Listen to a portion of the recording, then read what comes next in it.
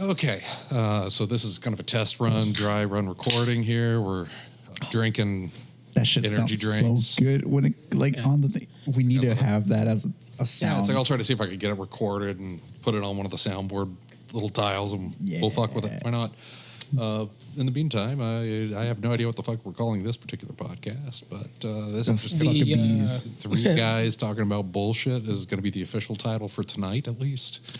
I still say we should just do the whatever, whenever. I just call it shenanigoons. Huh? We're gonna name this podcast after a Shakira song. Just call it the shenanigoon time. Shenanigoon time. Because at that point, it's literally just shenanigans and us being fucking idiots. So I mean, that could work. I can get behind that. That would be essentially the whole basis behind. Hey, we're now doing the anything, everything, anywhere podcast, but instead of calling it that long name, shenanigoons. We are the shenanigans. Oh, Jesus Christ. You've heard of the Wiggles? We're the shenanigans. Oh, man. That'll be the day. It's like go on tour. It's like, oh, we're going to go see the shenanigans. What are they going to do? Bullshit. We're here for fun, not for a long time, man. Yeah, we're here for a fun time, not a long time. Oh, man. It's like a fair amount of drugs, fair amount of energy drinks. Hey, lots of questionable decisions. It's a good way to go. Now to figure out what we're on. It's not a drug problem. It's a drug solution. All right. And mine is antidepressants and caffeine. But, yeah. So I don't know why, but you just reminded me of something my coworker told me, or my ex-coworker told me. Because they had brought donuts because they were doing a presentation and stuff. Okay. And I was like, fuck it, let me get a coffee. I made a coffee and then I got the donut because I was like, fuck it, He's like, now you eating that the young man meal. And I'm like, I just need a cigarette, man, and I'm good. Oh, yeah. It's like there's always that moment, especially in any sort of manual labor, where it's like, oh, what are you going to do for lunch? Oh, caffeine and nicotine. Yes. That gets you through anything, everything. By the time you finish, you feel healed. Your inner child is happy.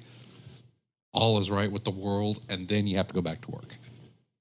And then you remember the pain, the suffering. That's bullshit. That's what it is. I know, right? I love it. So, yeah, it's like, I guess we don't really have much of a topic today. We've been going for 3 minutes on just random bullshit. Well, actually, I do have a topic. Yeah. You have a topic, you son of a bitch. I actually, yeah. He studied. Yes. Okay, so obviously, obviously this week, right now, Superman's big. That's true. So my you topic mean super woke. not Superman. So, woke. I mean, it's not like the comics haven't been around for, 30 plus years. I mean, they took them this long to figure it out. They're fucking... But we are planning to see it tomorrow, which would be Thursday. But the interesting thing about us going to see it is that we are 3 different levels of fan, where, Josie, you like Superman. For the most part. More or less. It's more so I'm fine with him as a superhero person type thing. It's just more, it's kind of how you said it before. Yeah. He's too much of a Boy Scout. Yeah. And then whereas me, I don't really like him because, again, that Boy Scout mentality is just, yeah. And then you, John. I fucking hate his ass. Yeah. So. It's like I really do hate Superman, but I understand why people like him. I'm hoping for a very good movie. I fucking hate the character, but I understand he's the tentpole of DC. It's him and Batman, but I mean... Yeah, so my question then, or topic is, how will this affect the world trade deficit? No. Like, going into this movie with the mindsets that we have, what are we... like you said, you're hoping it's a good movie, but like there's already people talking about how like it's the best comic book movie made to date, that there's like people who are doing reviews saying that like it literally feels like a comic on the big screen. So with stuff like that being said, what are you hoping either happens in the movie or, you know, where do you hope that this thing leads? Like the direction that it's going. Yeah. Well, personally, I just kind of hope it makes me actually give a damn about Superman. It's like, I know it's going to be a spectacle. I am super happy that it looks like James Gunn is going to kind of forego the idea of, oh, we need to see Superman's origin story again. And I'm really happy that we're kind of skipping that. We got Crypto, so we know he's got the Fortress of Solitude. He has the dog. He's established to a point. He's at least established. The movie apparently takes place 3 years into him being Superman. So it's like, with all that, I really, really do want to see anything that will kind of set up a greater DC universe, not just the Justice League. Because, like, prior to this, of course, we have the Creature Commandos already. Yeah. They're already out.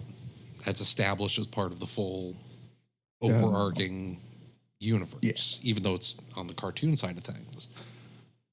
And now we're going to have Superman. I'm happy for Superman. Don't start going JLA immediately. Please do not start going JLA.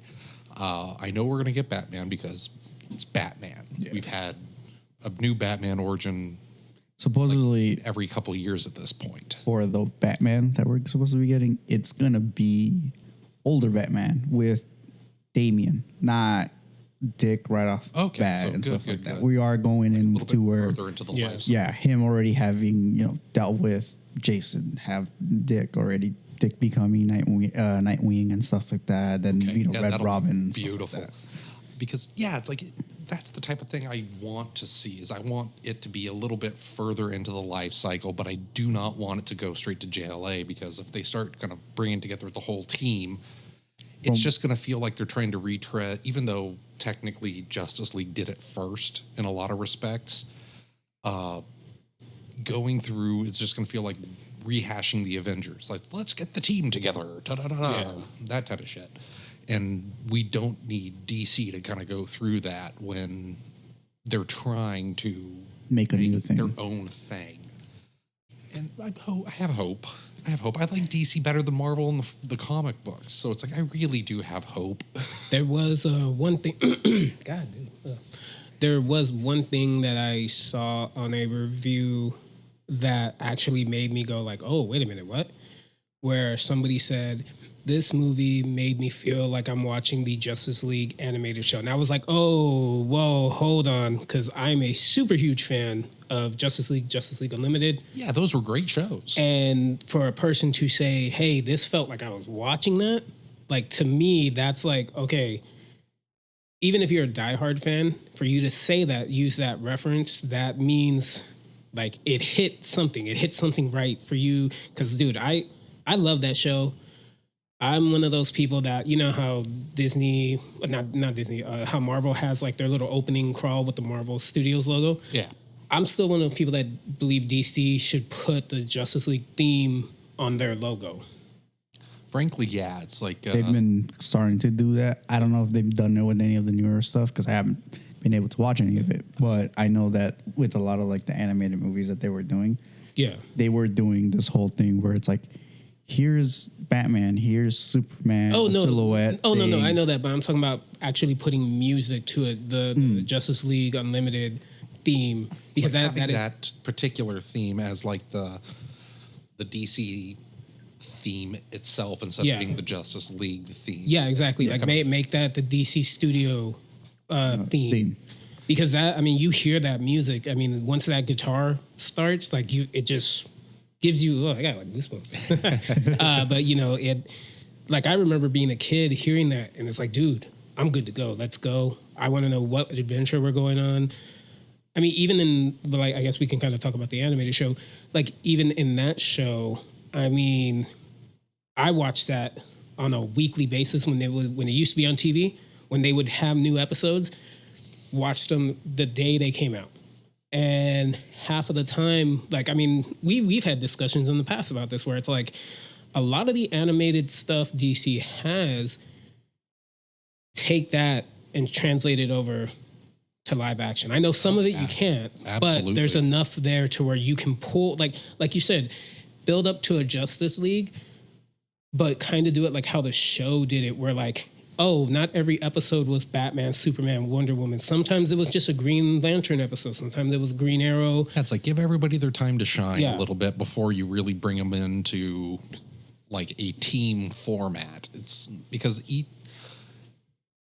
one of the things that specifically, and I'm happy that they got James Gunn to be the head of DC for this, or at least for the movie portions of DC. Fucking Marvel. Anyway, because frankly, he did the blueprint for Marvel. It's like, take the little teams or the heroes that aren't very well known commercially or haven't been all that viable in the past, write them like actual fucking characters and put them on the screen in a compelling situation. Dude, he made the whole world care about a space raccoon. Yeah, it's like I loved Guardians he's of not the a Galaxy. raccoon. You can't call him a raccoon. He's not a raccoon. It's like, I loved Guardians of the Galaxy well before the movies, but one of the biggest things is I could talk to any number of people that read any sort of comics, and they would be like, okay, what's Guardians of the Galaxy? Or, oh, I've heard of them when they were reading something else where there was some sort of a interaction on the cosmic scale.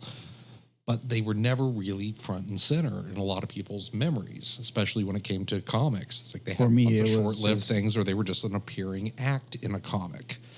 Yeah, exactly. And now they're very much front and center. For me, it was just Nova. Nova was the way I learned about the Guardians. Yeah, and it's like they haven't done anything for Nova. And it's like, dude, you have the Guardians already. You already introduced their planet. Yeah, technically the planet kind of got destroyed because of Thanos, but it's like... Well, he's a persistent threat at all times. It's like how I got introduced to the Guardians, Thanos. But yeah, it was like Nova, and it's like, originally... we were supposed to see that fight scene in the movie in the planet, and Nova was supposed to show up and be a character, then, you know, get his own movie or whatever. And that hasn't happened. And I'm just like, dude.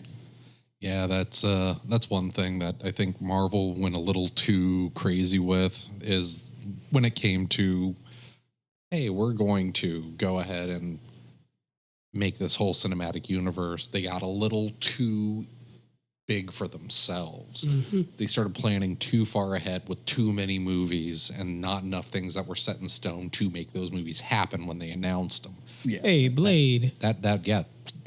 Perfect fucking example, really. They need to do something else with that now. At this point, it's just not worth re-exploring. There's even some people thinking that the video game is going to get canceled too. I hope not. I could see it being the case, unfortunately. I need something Blade related that isn't Marvel Rivals. I was about to say, you have Marvel Rivals. They did their knockoff version of the Blood. The Blood Rave. Yeah, the Blood Rave. Yes. Too bad I don't play that shit. It's Gooner games or Castlevania. That's all I play. Castlevania or Metroidvania style games, and can I goon to it? That's it. That's my play. Yeah. It's like, and we'll be right back with our sponsor. And our sponsor today will be Just USA, providing you good goon content since 1990 something. Legitimately somewhere in there. I don't fucking know. I know they've been around forever. Same with what is it? There was this. Just is owned. I think they're owned by. What was it? There's a Japanese import site that's been around forever. It's J-List. Oh. Yeah. That's You've been where I on the internet discovered far more than me, dude. I do not know these things. Oh yeah, it's like that's where I discovered my first love. My first love was Sora Oi. I was gonna say you forget that you are the youngest one out of the three of us. That is true. What, 10 years almost? About 24, turning 25, and I want to say maybe like a month-ish, right? Whole ass teenager. 22. Yep. Yeah. But yeah, it's the J List was a large part of my youth. Childhood. Yeah, it's part of my youth. I can't say childhood, but my youth. Yes, for legal reasons. Well, at this point, I think statute of limitations is the least of my concerns. But you're not wrong. It's that's my very first love. I found on J List. Oh yes. It's like that'll be a discussion for a whole other day. That's the After Dark podcast. Yeah, of course. It's not We have that one you have to go through a paywall of. Patreon. Yeah, there we go. Just gotta get his Patreon set up, and then I'll just get up nice and cozy like this, and that'll be how we just do the After Dark. the whole podcast. It'll be like an ASMR bullshit podcast. Indeed. Somebody will pay for that. Oh yeah, no, they would 100%. Oh no, absolutely, yeah. God, I don't know if this. You just reminded me of like this one time I was streaming. This was like maybe 2019 ish. It was like before COVID had started and stuff like that. The before times. The before times, yes. Before BC. Before COVID. Before COVID. I was streaming and I had like this random conversation with like three of my friends. We were playing, I think it was like Call of Duty or Fortnite, one of those two. And it just went into a whole like topic about OnlyFans and like all that stuff. Before, right when it was starting up. Like right when it was starting up. And I was just like, I wonder if that video's still up or something. It's been flagged so many times. Yeah, it's probably floating around somewhere on the internet. I mean, I know my old AMVs that I did are still floating around on YouTube because people have re-uploaded them. Yeah, no, I found one that. Sorry, I don't know what's wrong with my voice today. It's because we're recording. I know, because I was not sounding like this before we recorded, and the minute you hit record, this just showed up. Oh yeah, no, it's that absolutely the reason. Oh, it's nothing the water is going to take care of. It's the moment it's the fact that we're recording. The moment that record was that. Yeah, it's like right when I stop recording, it's going to go a little bit. It'll be fine. Oh yeah. You know, and it's just like, oh, sure, whatever. I completely forgot what I was saying. Anybody remember? It was about titties. It was around the topic of titties. Yeah, it actually was. Actually, me and you got into it. Oh no! Wait, no! You two were talking about that. You said your AMVs. The AMVs. Oh, there you go. Somewhere floating around on YouTube, and I found close one. Enough. I found one that some friends and I put together when, like, my second year of college, just randomly on YouTube. I was like, wait a minute, that looks familiar. I was like, no, those are the same exact songs we picked and everything, same exact clips.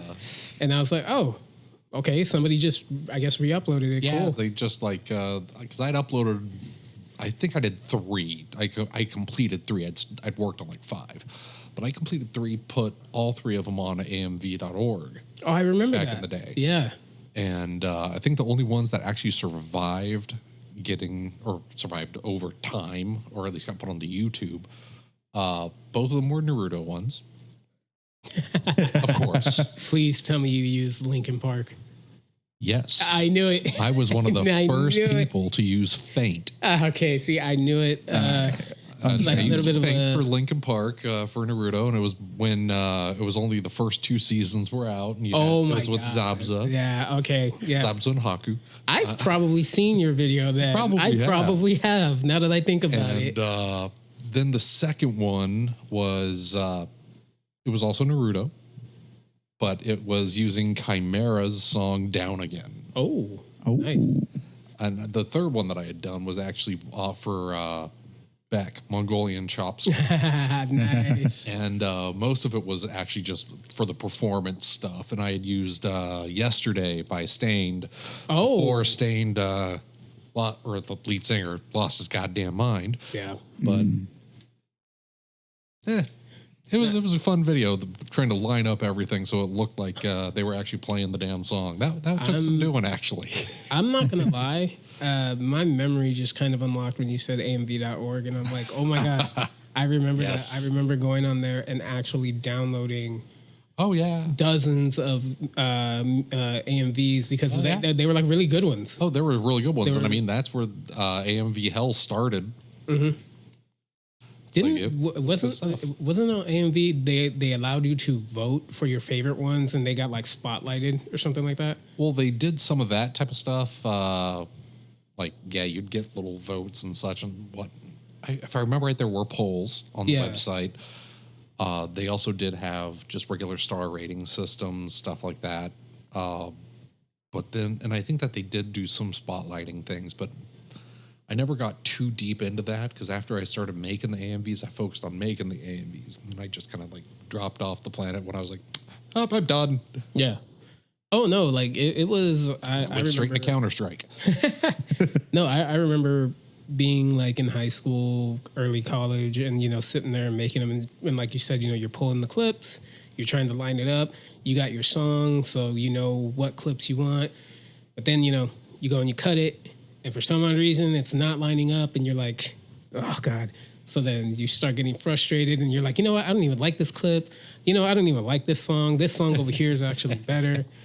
Yeah, it's like you just kind of start making a brand new video because the original one's just not fucking working. Or that was me, not like with their, AMVs, but it was me like during VPA. Oh, God. I fucking hated editing videos on that because they had me do the thing where it's like, oh, the shot's here, but then it's like the camera angle is now over here. So now you have to match point when the walk is here. Yeah. And it's like, oh yeah. And one of the biggest pains in the ass was, of course, I had not gotten super savvy at the time. So I wasn't using Adobe Premiere, of course. And I know, like, even now I've used Adobe Premiere for a while, and I fucking hate the program because it crashes all the goddamn time, and you have to pay for it. But back then, I could have pirated it, but no. I used Windows Movie Maker. That's what was in my head. Windows Movie Maker. I was like, Windows Movie Maker back in the day. So easy to use, but it also crashed all the fucking time. Yeah, it did. Or no, see, for me, it would freeze. Oh, it wouldn't crash. It would literally freeze. The rest of the computer was fine. I could do whatever else I need to do, but the program would freeze, and literally, I couldn't even like Control Alt Delete. Like, no, I actually had to close out the computer itself, turn it back on, and then open it up again. Pray to God that the files were still saved, because sometimes when it would freeze. And you'd have to turn it off that way and turn it back on. The video, this audio, everything was gone, deleted. So then you'd have to go re-download it. And this was at a point in time when you downloaded it to Windows Movie Maker, you got to wait because it's got to convert. Oh, God, yeah. I hated that shit. Having to sit there and wait for like any type of file, whether it's an AVI, MPEG, exactly. You wanted to go to an WMV file every fucking time, and it would take its sweet goddamn time to convert. And it took forever. It's like, even if you had a good computer. Yeah, even if you had a good computer, even if you had like all up to date, it didn't matter. It would take forever. And then, of course, you probably never had to deal with this, but I know you did because you used it. Remember? Wait time. 1 hour. Goes to 6 hours. 24 days. And then suddenly like 30 minutes. Yeah. And it would just go back and forth. And you're just like, dude, is it really worth it? Is it worth it anymore? Yeah, it's like you just turn it on at night and hope that it actually is like an hour. Because then it's like, okay, cool. It might finish in an hour to render everything down. And if it finishes in an hour to render everything down, cool. You're asleep. Nothing's happening on the goddamn computer. But hopefully. Worst case, it's still hung up when you get to the end and you're just sitting there like, son of a bitch. Or hopefully you don't wake up to an error message as well. Exactly. That's always possible with that goddamn program. Like me, every time I remember when we took our audio engineering class. I had to use Pro Tools. Oh yeah, Pro Tools is the devil. Yeah, like literally, I would use powerful it. Powerful as hell. It's the devil. I do love the fact that our teacher was so cool with it, and he believed that like me saying, "Hey, I'm having issues," and I would show him, and he's like, "No, I get it." Oh yeah, like he understood. It wasn't like, "Oh, you're just not wanting to do the assignments." It's like, no, I want to do them. Like I'm in the class, and you actually made me like. So, backtrack real quick. The audio engineering thing. I never had a desire to do anything music or audio related. You dabble with stuff here and there, like when you're younger, like AMVs and whatnot. COVID hits, and John is like, "Hey, Fresno City is offering audio engineering class. So we should take it." I was like, "Why?" Like, well, what else are we doing? So I've gone to college. Oh, that was nice. You're welcome. Very nice. So, I've gone to college. At this point, it was 2 separate times. Just kind of dropped out because I've never liked like the classroom setting. I like to be like hands-on. And, COVID, you're here at your home. We do it. And I was like, okay, I'll take that in like 2 more classes. And luckily, our teacher was just awesome. Like he legitimately, I remember telling John, I was like, dude, this man really makes me like care about audio engineering. Oh yeah. And it just became a thing. And luckily we had him for multiple classes. And now I just have to go back and finish 1 class and actually at least get a B. Knock out the piano class and then you're all good. And the nice part is that at the very least, you've gone through the majority of it. So now it's just going to be a matter of a little bit of practice. So you kind of go and repeat what you've already done, do even better at it because you'll have that additional practice time, and then just knock out the final and you'll be good. Ta-da! Boom! You got your certificate for what was it? Commercial music, which is a lovely thing. Oh, very. It's what enables me to sound this goddamn good on microphone. I would sound better, but for some odd reason, my voice is just like, nah. Yeah, I know you're recording. It's not like you right now. Yeah, it's just, again, it's just, all I got to do is just turn off the recording and you're going to sound buttery fucking smooth. Yeah, it's going to go back to like, hey, we could go on American Got Talent.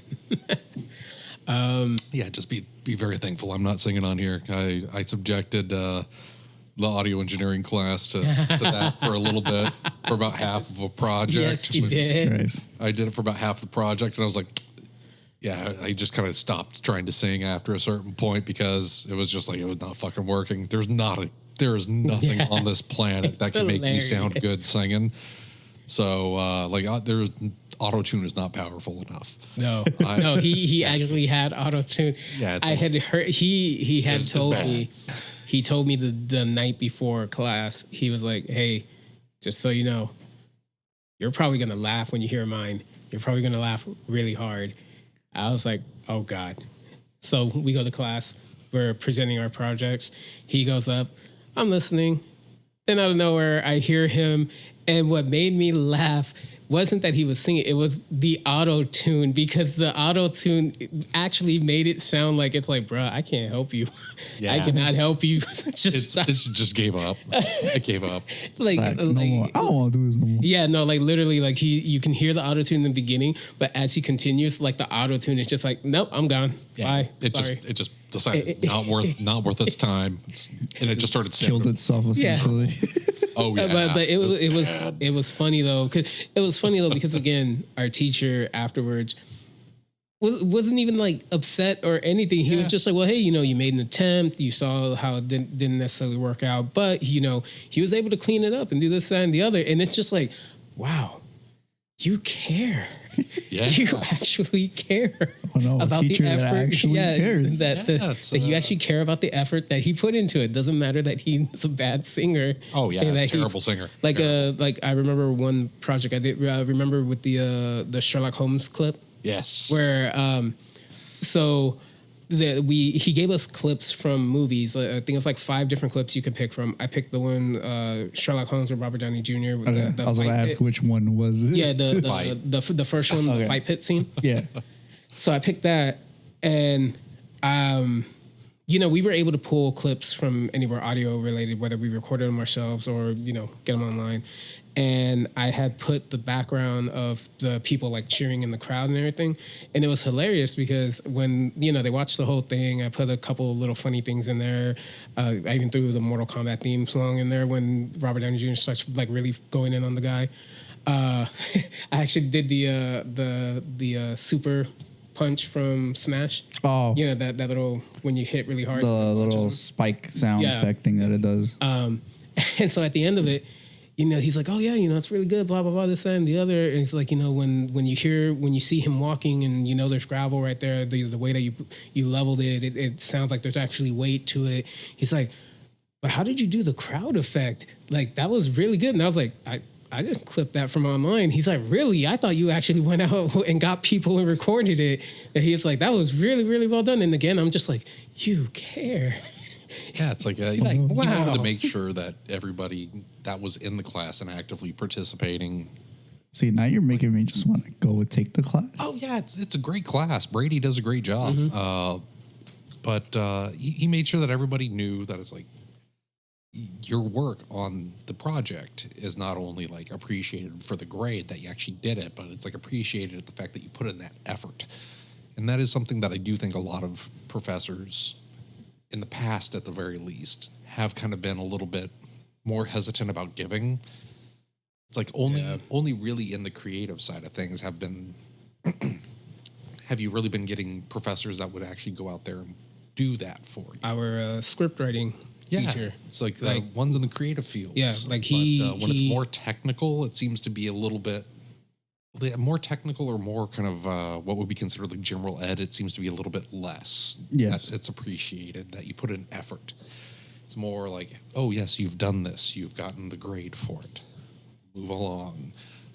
Then again, that could very well be like a lower division type of situation for a lot of things. But yeah, the scriptwriter one was a lot of fun too. Yeah, no. Well, it was funny. Our final was we had to make an actual script and submit it, and he read it, and so like the beginning of the class, maybe the second week of the class, he gave us the assignment. He's like, you're going to have the whole semester to write this script, take what I'm teaching you, apply it to it, and then you're going to submit it at the end, and then that'll be your final. So it's like, okay, cool. We actually got to do, again, COVID, so we're on Zoom. All kinds of fun to do a script writing class on Zoom. Yeah, on Zoom. And on top of that, at the time, my family was moving from one house to another. Again, due to COVID, the second house wasn't finished being built. So for 3 months, we lived out of a hotel. So I remember those days. Yeah, so I'm doing mine from a hotel room. And, we're doing the script reading. And it was really cool because, like, what he would do, be like, okay, so this week, John, you're going to read your script. You're going to pick who you want in the class to read. Because we would put it on, like, showcase on something that everybody could read from it, right? And, you go and you pick your people, who you want to read, who you want to do this, that, and the other. And then finally, at the end of the semester, we gave them scripts. And we go see our grades and everything, and he puts notes on them or whatever. And he put on my note, and it's something that like I actually kind of took to heart. Every now and then I slowly work on it because he did say, he's like, please do not stop writing this script. Please complete it because this is the potential for something. And then like he said, a lot of teachers, I mean, I get it. Teachers tend to get the short end of the stick a lot. So I do get where some of the frustration comes from, but then there are times where it's like the right teacher saying the right thing at the right time. Yeah. Like literally just gives you that energy. And it's like, yo, okay, cool. And like I said, I haven't finished it yet. I still go back, reread it, edit it, tweak it. Remember, what he liked, what he didn't like. Almost done. Hey, it's getting there. Yeah. The only problem is like half of the time I'm writing it and then I start, I'm like, oh yeah, that is a cool concept. No, stop.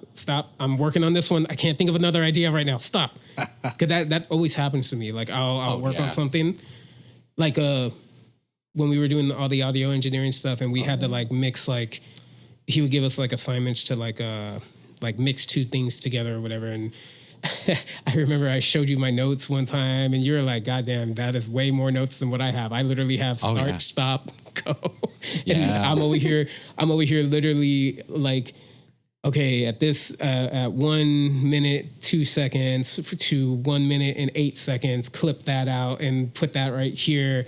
I remember I sent him a picture just of the notebook paper I had and all the notes written out. And I just remember his response, "God damn, that's a lot." Yeah, it's like my shit just looked like, oh, here's where the first one starts. Here's where the second one cuts in. This is where I'm fading from one to the other so they blend. And then the reverse. See, for me, whenever it's like real simple editing anything in general, it was like just either video stuff or like audio stuff. Oh, yeah. For the video, I always just kind of listened to it, looked at the video, and then I was like, all right, this fits here, there. And then just add a little like, effects here and there. It's fine tune it and everything. But it was literally just, okay, this has to go to that. This has to go to this. Yeah, just keep it real simple. The reason why I always had to take like complex notes when I was working on the projects, because like I said, Pro Tools would never like to work with me. Oh God, never no, would. Yeah. So especially on a Windows-based machine without a sound card. So I would have to go in and write all these notes in case it crashed or in case it wasn't working, and. Yeah, like I have like the notebook somewhere around here where you flip through it each project from the top of the page to the bottom. Everything's written out, time codes, like he said, fade in, fade out, or tweak this or adjust that. Like just going through and it's like, oh my God. Yeah, because frankly, if you were using Pro Tools, especially the free version, which doesn't exist anymore. Yeah, it's like in some ways, thank God, because that was such a terrible program. It's awful because it's super stripped down. It's not optimized in any capacity, and if you don't have a sound card, you have to get this little additional like plugin. Yeah, it's kind of a driver. Okay. But you have to get this whole other additional driver. I think it's ASIO for all. And that way it'll kind of mimic a sound card so that it will... Right there. Okay, that is it? Yeah. Okay, good. But it would mimic the sound card effectively so that Pro Tools would actually fucking work.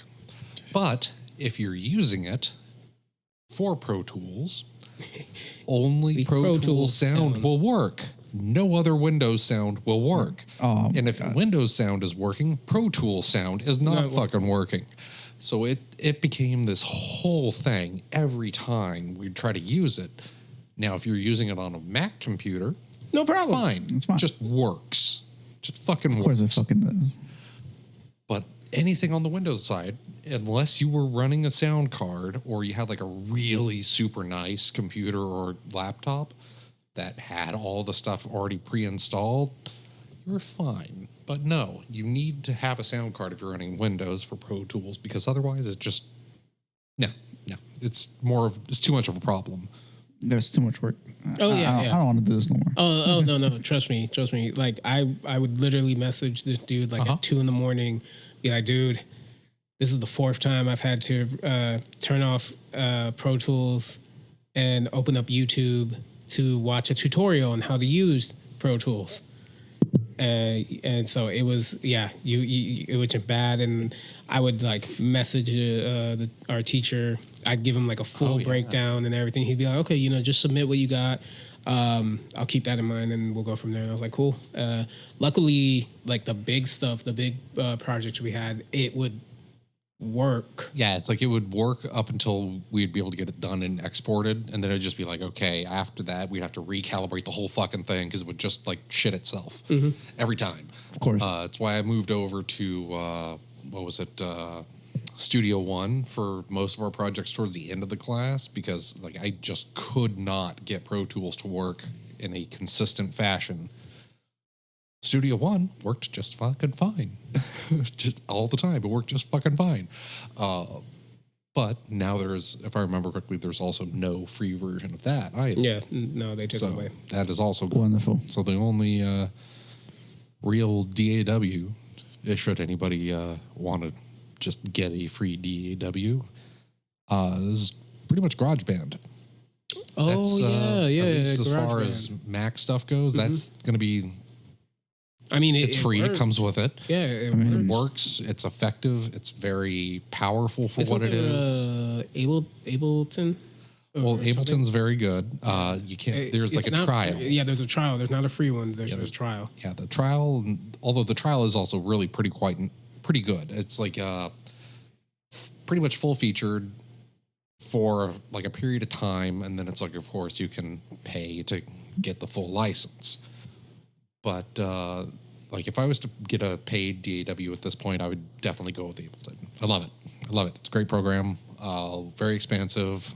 Takes pretty much every type of plugin. The workflow in it, super simple. Yep. Love it. That might be a little bit too technical for a first fucking podcast, but you know what? I love it. It's a good program. If anybody's interested in audio engineering and hasn't used it before, use fucking Ableton. Ableton is amazing. You said GarageBand, and then, like, if you really think about it, there's so many artists, literally, that use it just to make 100%. Music. Oh, yeah. Well, it's free. Yeah. It's one of the best things to get for music creation because, I mean, it's free. It has a whole bunch of free instruments. If you already have your own MIDI controller and you plug it in, boom. Yeah, now you have... Yep.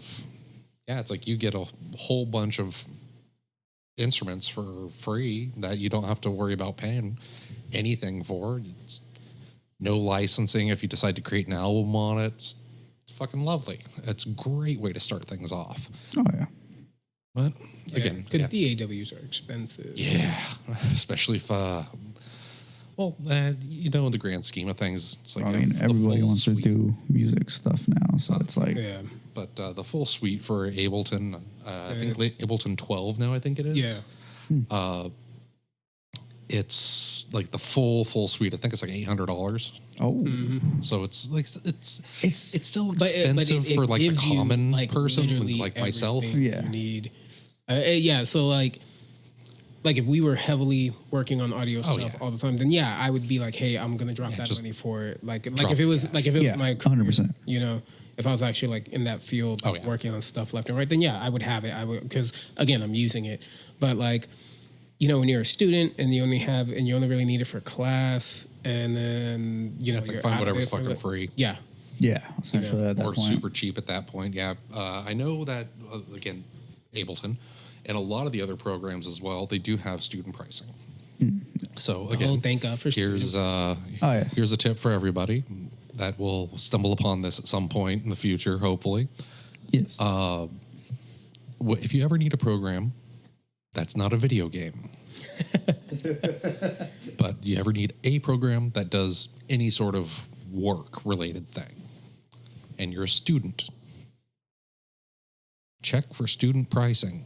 No matter what type of program it is, check for student pricing. Typically, you can get things for about 50% off what the normal ticket price would be. And, like, again, go with DAWs like Ableton. The $100 one typically goes for about $400 with a student discount. And that's the full featured suite. Like all the cloud storage, all the different programs that come along with it, the plugins, everything, sound libraries, and a lot of programs will do stuff like that. I mean, things like in the past 3D Studio Max for modeling. Don't have to worry about that with Unreal or anything like that because Unreal's free in the first place. Things like Maya, Lightwave, things like that. AutoCAD. Literally, it's like most of these programs that you see that are highly technical or out and about, you could probably buy a student version of that, even if you're not studying the damn thing. But they'll have student pricing. It's like, hey, as long as you're in school, you can get this for student pricing. And that saves you shitloads of money when it comes to buying the program because it's the full license. It's not like a student license. Yeah. So you can get like the full pro license at student discount and pay way less. So in some ways, it might actually be beneficial if something's expensive enough to just take a class at a city fucking college for like a semester and just go like, I'm taking this class so I don't have to pay full price for this $1,600 goddamn program that I want. I mean, shit, I've been trying to go back to school just so I can be like, hey, I don't want to pay fucking $13 for fucking Spotify. Give me that $7 fucking. I love. You got to do it through Spotify's student thing, because I think that there's like one or two things that come along with it, bundled with Spotify for like $5 a month. Yeah, there you go. That was the price. I like how you're over here giving like genuine advice about like, hey, if you're aspiring to get into the audio field, free Spotify. I just want free Spotify, man. I don't care. Man. I just want cheap. I just want cheap Spotify. Yeah. If you think I'm trying to pay, I don't want to keep paying $11 for fucking Apple Music right now. Fuck no. It's like, I like Apple Music though. I mean, frankly, it's nice, but I get you. Look, I'm gonna be honest. A few years back, John put me on his YouTube family plan. Yeah. And for premium, I can't do YouTube regular. It's got to be premium. No, I feel it's so worth it. I've been so fucking worth it. I've been so spoiled. Like no, literally, anytime I watch YouTube, regular YouTube, and I see an ad, I'm like, what the hell? Because premium, there's no ads, and it's like, oh. No, I had that for like 3 months because I had bought a Chromebook at the time, because I was like, fuck it. I want to do some bullshit. And I was like, it comes with like a developer mode and things. So I was like, let me practice coding again, because I used to do that for middle school.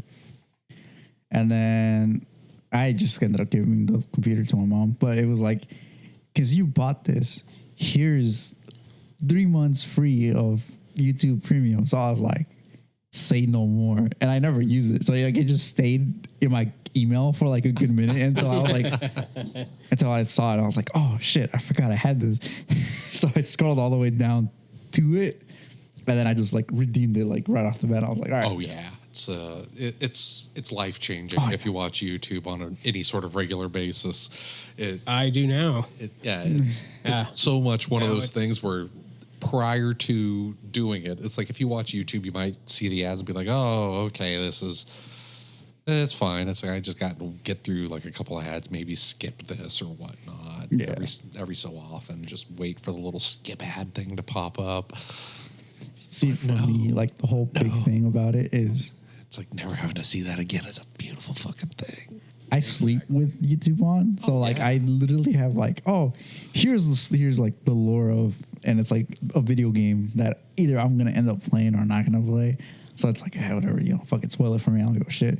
And so I just leave my phone on, but it's half the time it's like I want to have my phone off, so that way it's not on while it's like playing the thing and charging. So that way battery.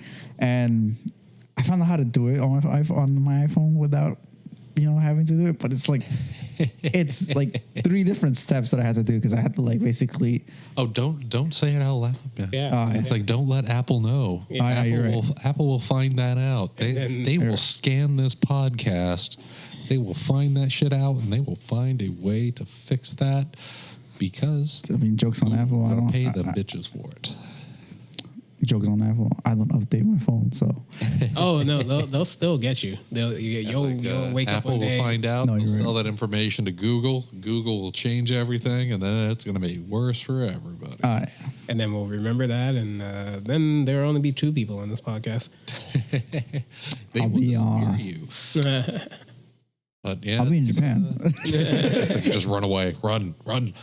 But it's like I watch YouTube all the damn time at this point, because it's like, what would you say? Music with no ads, long form videos, travel. What would you say cooking. is the thing that like you deep dive on YouTube? Like once you start watching it, it's just like video after video of that. Oh geez, the 2 things that for me that I will deep dive pretty much anytime I turn on YouTube.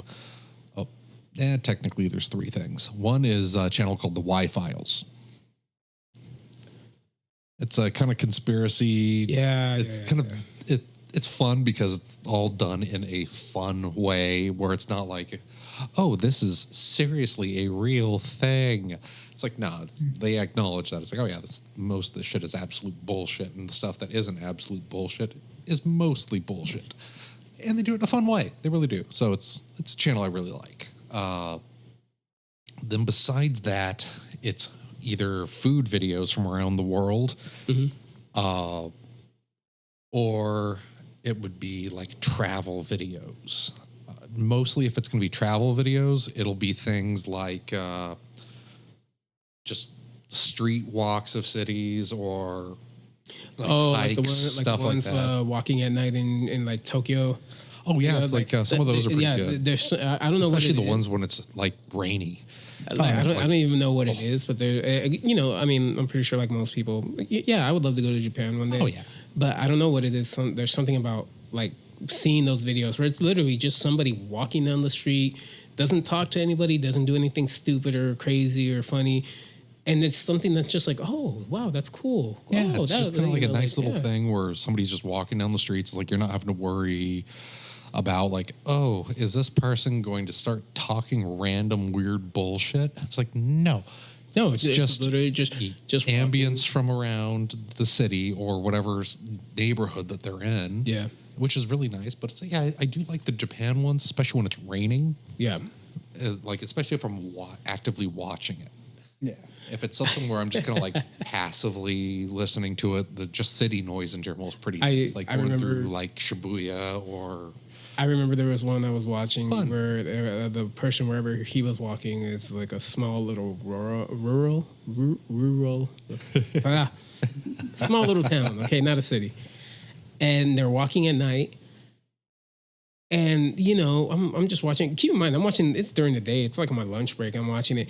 And I'm getting creeped out because because the whole time it's like, even though it's just a little walking video, the fact that the town is so quiet and there's certain roads that are so dark, even with these street lights. And it's like pitch black between them. Yeah. And it's just kind of like, why do I feel like something's going to pop out at the screen? Nothing does. No, it's literally just one of these walking videos. But the whole time, it's like you're on edge because it's like, nah, something's weird about this. Something's weird. And, because like, weirdly enough, like with me, one of the things I deep dive on, I don't do it at the wrong time of night. I do it, if you're one of those people that believes in the whole 3 a.m. thing. Oh, yes. 3 a.m., I'll suddenly watch like ghost related stuff on YouTube or whatever. I don't even know why. Like I don't, I'm not like I'm like in the middle of believing and not believing. Like type situation. I think I'm kind of one of those people who has like a ghost period where it's like once a month I just deep dive ghost shit for like a full couple days and then I'm like done till the next month. I remember this, man. Early on into our friendship, maybe like a year into the friendship, randomly one day, it'd be like, like 2 a.m. It was, hey, check this video out. But make sure you watch it all the way through to the end. Like, okay, cool. Oh, yes. Nightmare fuel. All it was nightmare fuel that he would be sending me. And it's not, and the thing is it's not like, ooh, spook. Sorry.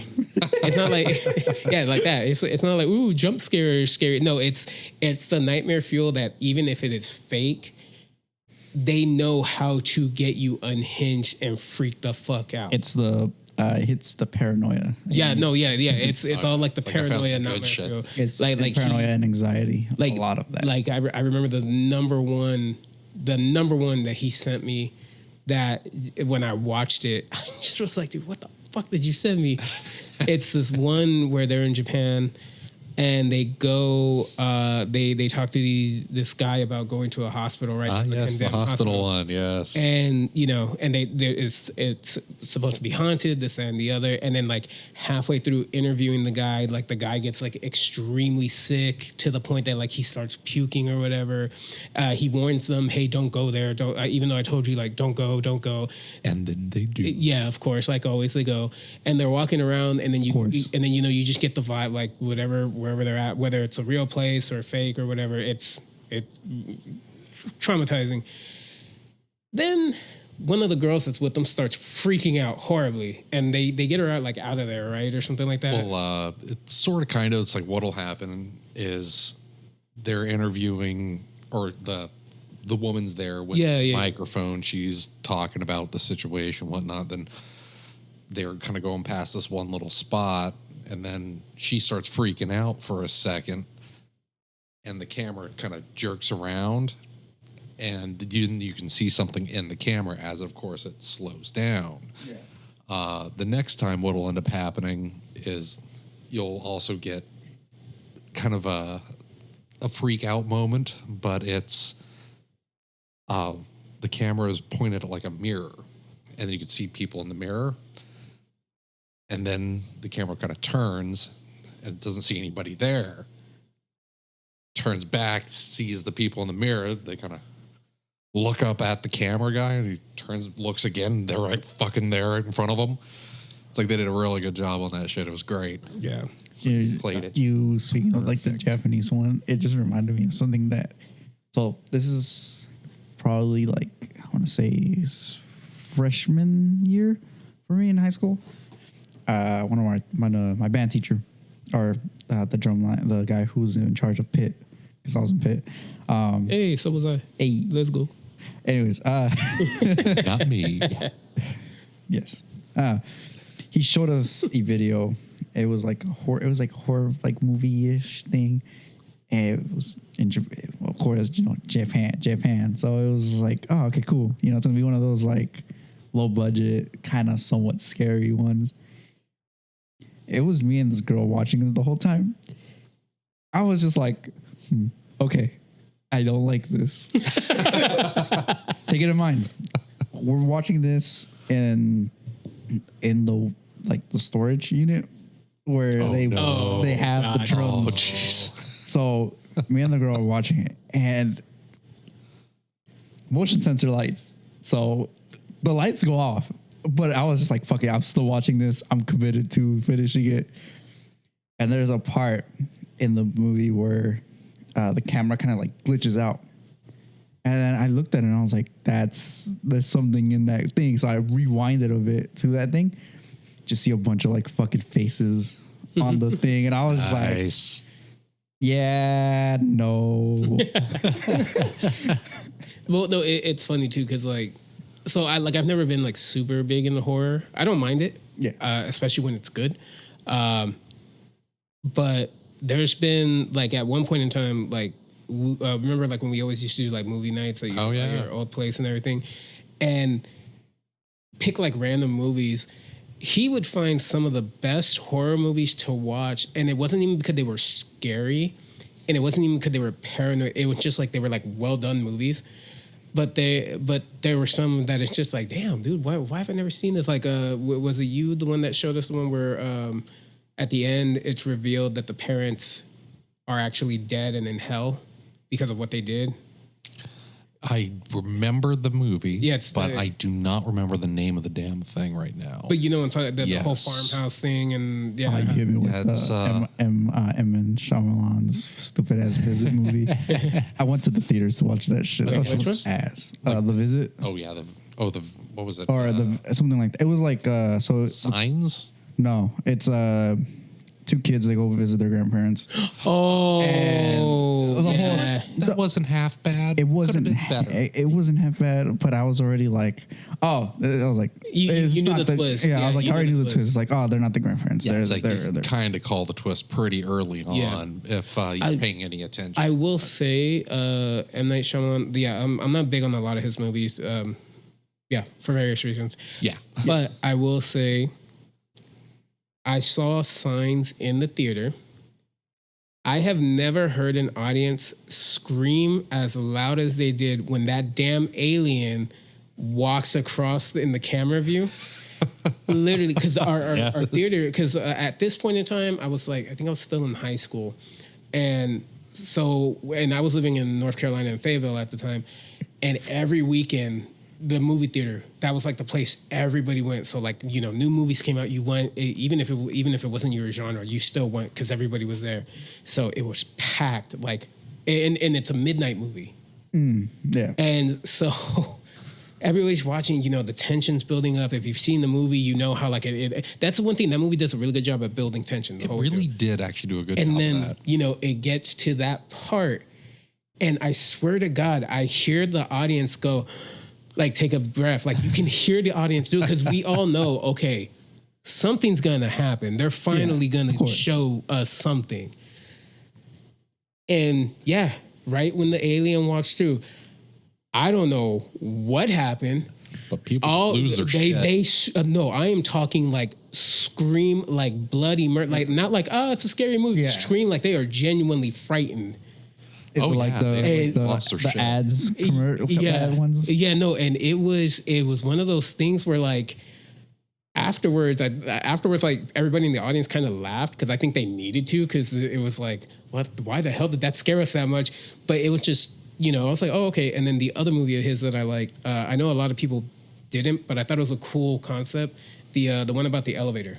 Oh, the devil. Yeah, or devil. Yeah, devil. Devil. Yeah. Devil. Like, I thought that was actually pretty good. I thought that was a really cool concept. I was gonna say, we're gonna have a problem if you say it was The Happening, bro. Okay.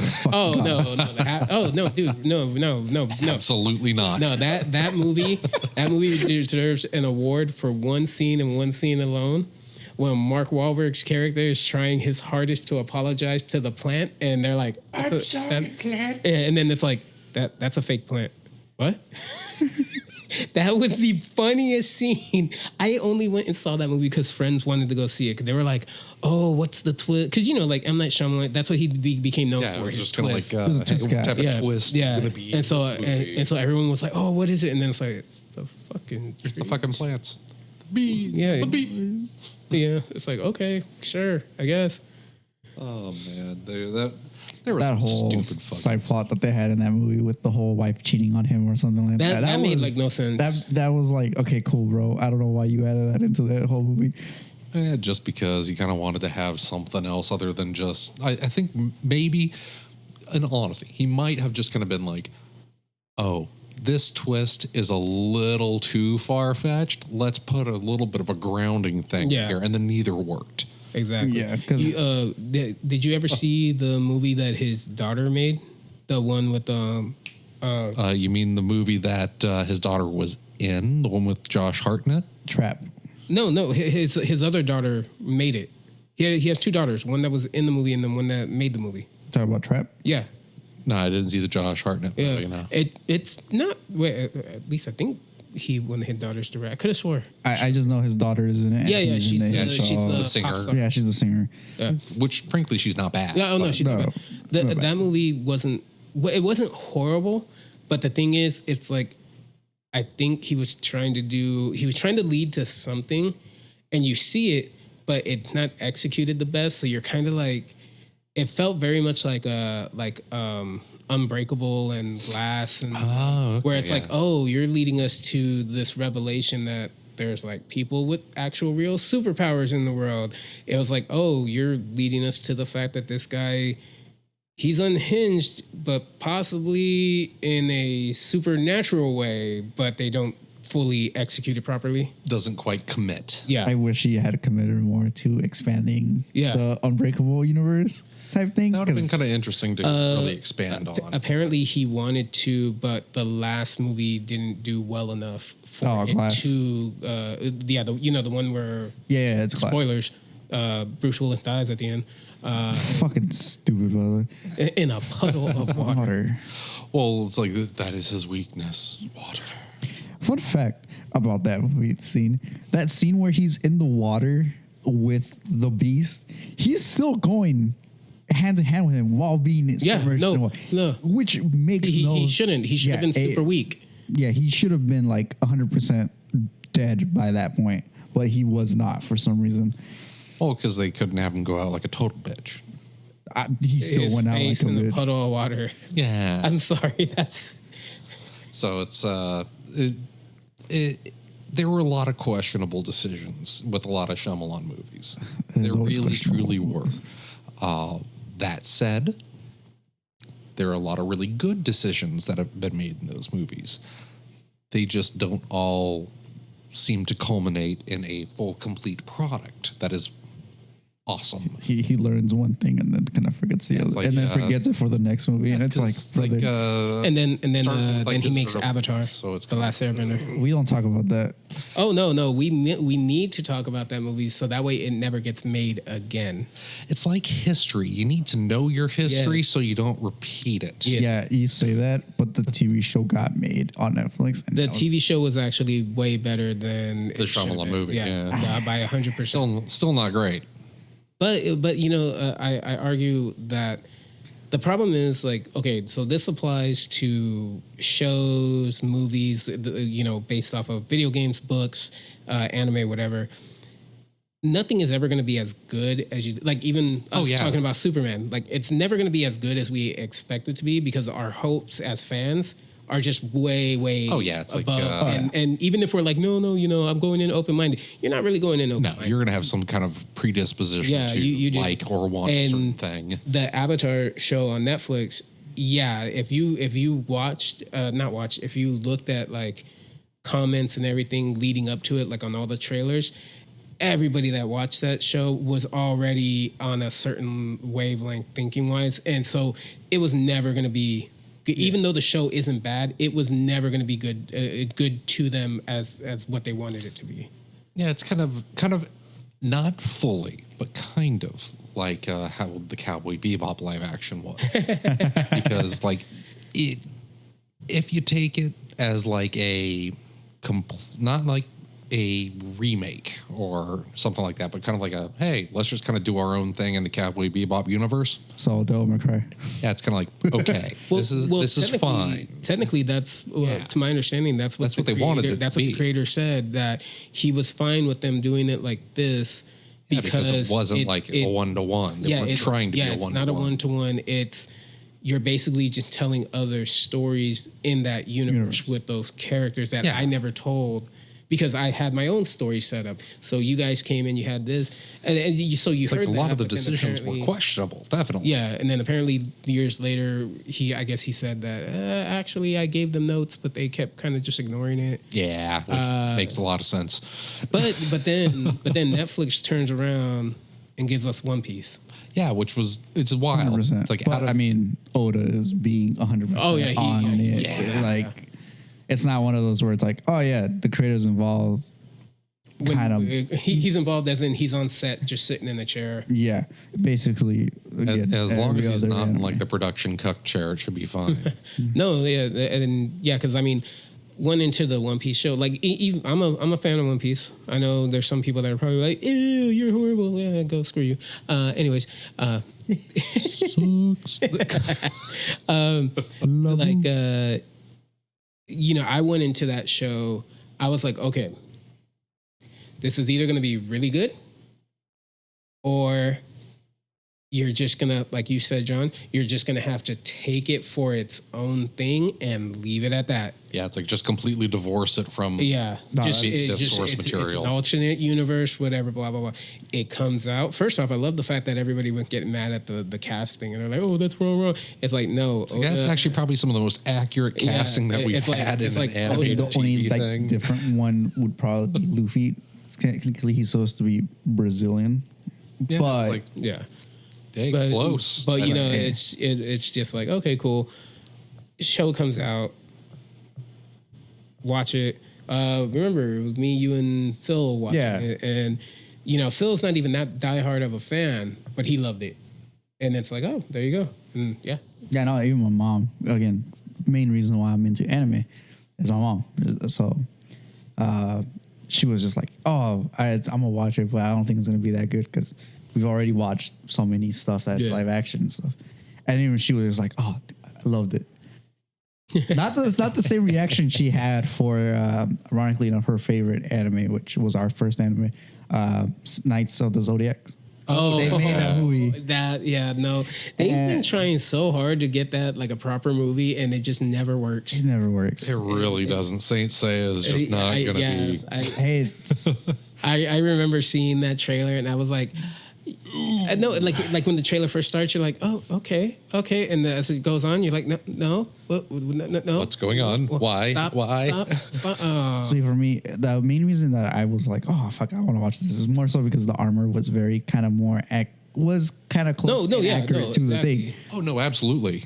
And for me, again, the anime that I grew up with was in Spanish, so I watched the Spanish trailer dubbed with my mom, and her, when the Phoenix comes up, they got the actual dub for them to translate and everything, and I was like, it's him, and that's why we were like, we got to watch this. And then we watched it, and we were like, God damn it. Well, no, it's funny that you said that because so one of my friends posted on like Facebook on this group that we're in, and a trailer for the new now of course it's the side Ronin Warriors. Okay, yeah, the new Ronin Warriors, right? And so I went in there, and everybody's like, "Oh my god, I can't wait! This looks fire!" Blah blah, this and the other. I watched the whole trailer, and I was like, "This trailer's trash." They're like, "What the hell, Jose?" I was like, "Bruh, there's no Quake with Fear. There's no point watching the damn thing." And they were like, you kind of got a point, because they've yet to reveal Anubis or any of the others. Yeah, and obviously I know they're saving it. Yeah, it's like they got to have something in their pocket for when it really comes out. And if you know that anime, you know how important that character is and becomes. Yeah. So it's like, bro, if there's no Quake with Fear, I don't care. Like, first off, that's definitely one of the top OG anime villains. Even when he gets his redemption arc, you're still like, you could have been evil, and I still would have been like, yeah, I follow you. Oh yeah. It's like that's something that I'm really hoping that they do not fuck up. I really am, because that is one of my early anime that I was like, I have to watch this every time it comes on television. We're old people. Oh yeah, it's for crying out loud, it's like I used to watch Sailor Moon before I'd go to like class in the morning. Yep, same here. On USA at like 5 in the goddamn morning. Yep, wake up at 5 a.m. just to watch. You would watch like Sailor Moon, or no, what I would do is, funny enough, I was living in New York at the time, so I'd have to walk uphill both ways in the snow barefoot. Man, skating uphill. And so I'd have to leave to get the bus, and so it would come on right as like, okay, I need to be out there walking, or else I'm gonna miss the bus. Yep. And so my dad was like, he was like, look, just make it easier. Record it on VHS. Yes. Just recorded it. They would record that, and then they would record Toonami for me. Back when they was like good prime time, like Outlaw Star, all of the good stuff. And see, it's I'd do the record of Sailor Moon in the mornings, because like my dad would be driving to go to work or something like that, to drop me off for class or something, and I'd be like, but can we just sit and watch this? And after a while, no, it was just like, we're putting in the damn VHS. We're going to hit record. You're going to watch it when you get back from class. Yeah, no, but like... that's what my mom used to do. It was her, and I think it was like because it's... my mom is the third youngest out of 7 kids. Okay. It would be, I think it was like 2 of my uncles, and then her and the second youngest. They would wake up. First thing they would do is just turn on the TV and watch like Sailor Moon, Saint Seiya, and all that stuff. Then when she had me, it was the same thing, but it was now being added with Sailor Moon, Knights of the Zodiac, and then from there it was like Yu-Gi-Oh! But again, Spanish, and then Dragon Ball again, and so forth and so forth. Yeah, when I was living in New York, see, they wouldn't just show Sailor Moon. I forgot what channel. I think it was early. It was like early CW. UPN. It was when it was still UPN, and then before it went to WB. Yeah, before it went to WB. Yeah, so they would do like this morning block, and it was like just nothing but anime. Yeah, it was like Sailor Moon. It was Ronin Warriors. Yep. It was Robotech. Yeah. And then I forgot what the fourth one was. One that they would always kind of like okay, this one's a short one, it's done, we can put a different one. And that was like I had some people tell me that they did something like Princess Tutu. Yeah. Another one, I forgot what one of the other ones that they did, but that fourth one was kind of like the slot for short form ones, where it was like maybe a season long or something like that. And it was funny too, because I realized it that like, so that would go on, but then once Toonami kicked in, that morning pack went away, and I think that's true. Kind of what I think that's kind of what the whole point was, because a lot of television are kind of interconnected with each other. Yeah, I mean, I still remember when Disney was still playing fucking not Disney itself, but like Disney XD. Wait, are Disney XD, or are you thinking Jetix? Because Jetix was before X. No, I know Gen X had some anime stuff that I watched too. It was Jetix was a good era. I don't remember the anime, but it was like the one that had like the CGI one, and it was like us it's like in the digital world. Oh, you're thinking Reboot. It's a reboot or Code Lyoko? Oh God, not Code Lyoko. No, Reboot was superior. No, but Code Lyoko was the first one that I watched. No. But before much better. But no, I'm talking about after Jetix. Used to go to the website and play the games all the time. Oh yeah. But before I get sidetracked again, Disney XD would do Naruto. Oh, yeah, I remember that. I remember that, and then. Toonami kind of got bigger, and then it's like it just moved over to Toonami. It got over to Toonami with Bleach. What was else? Because there was first anime that I watched in English, by the way, was Bleach. It was Naruto, Bleach, and what was the third one? Dragon Ball. It had just it was all three of them, but for a while it was just Dragon Ball. Yeah, just Dragon Ball. Then once Naruto Toonami and stuff added came out. like Robotech. They added Gundam. Well, they did especially the Gundam. They did Macross. They did Macross. They didn't do the Robotech one because Robotech after the early '90s, it just kind of went away because it was the U.S. version of Macross effectively. Oh man, I am such a fucking nerd. Dude, bro, I still like you say Macross and Robotech, and I'm hearing the theme. Oh, yeah. And I'm seeing the it's like fucking Rick Hunter and shit like that from Robotech. The fucking show, the boxing one. What was it? Which one? Ippo. First off, that. Okay. Ippo was on Toonami for a while, and I watched it on there, and it wasn't on Toonami everywhere. It was on specific. It's time for another. Oh yes. No, it's not beer. It's just an energy drink. It's my third one. I have a problem. It's not a problem. It's a drug solution. That's the solution. That didn't show on Toonami everywhere. Like certain animes weren't shown. Oh no, yes. Because it's like I saw Ippo online, but I never saw it on television. I saw it on television. Yeah, see, I've seen it online, and I love it. Ippo was great. I still love the manga. I just wish I wasn't poor as shit because I would really like to own the manga. But there's also other boxing one I've seen. It wasn't on. I don't know if it was ever on Toonami, but it was Megalon Boxing. Oh, you're talking about the one set in the future where they use enhanced. That's the spiritual successor to Ippo. Like it's supposedly set in the same universe. Yeah, isn't it? I think that was Netflix. Netflix has that one. Didn't come out on. It did. Tsunami had it. Late night Tsunami. The midnight run when when they would put their little bit edgier anime on there. Dude, I used to love just the music in that anime is. Awesome, by the way. Well, it's kind of like with Cowboy Bebop and Samurai Champloo. Both of those. It's like that's the other anime I was thinking about for tonight. Like you could just watch or you could listen. Yeah. Either way, it's fucking great. It's funny. I always remember hearing you would read stuff online, and this was back when the internet wasn't as what it is today, and how you would always see people talking about how apparently the creator of Cowboy Bebop, he had apparently 3 different stories, and each of them was going to focus. The worlds were going to focus around certain types of music. So Cowboy Bebop was blues. Cowboy Bebop was jazz and blues.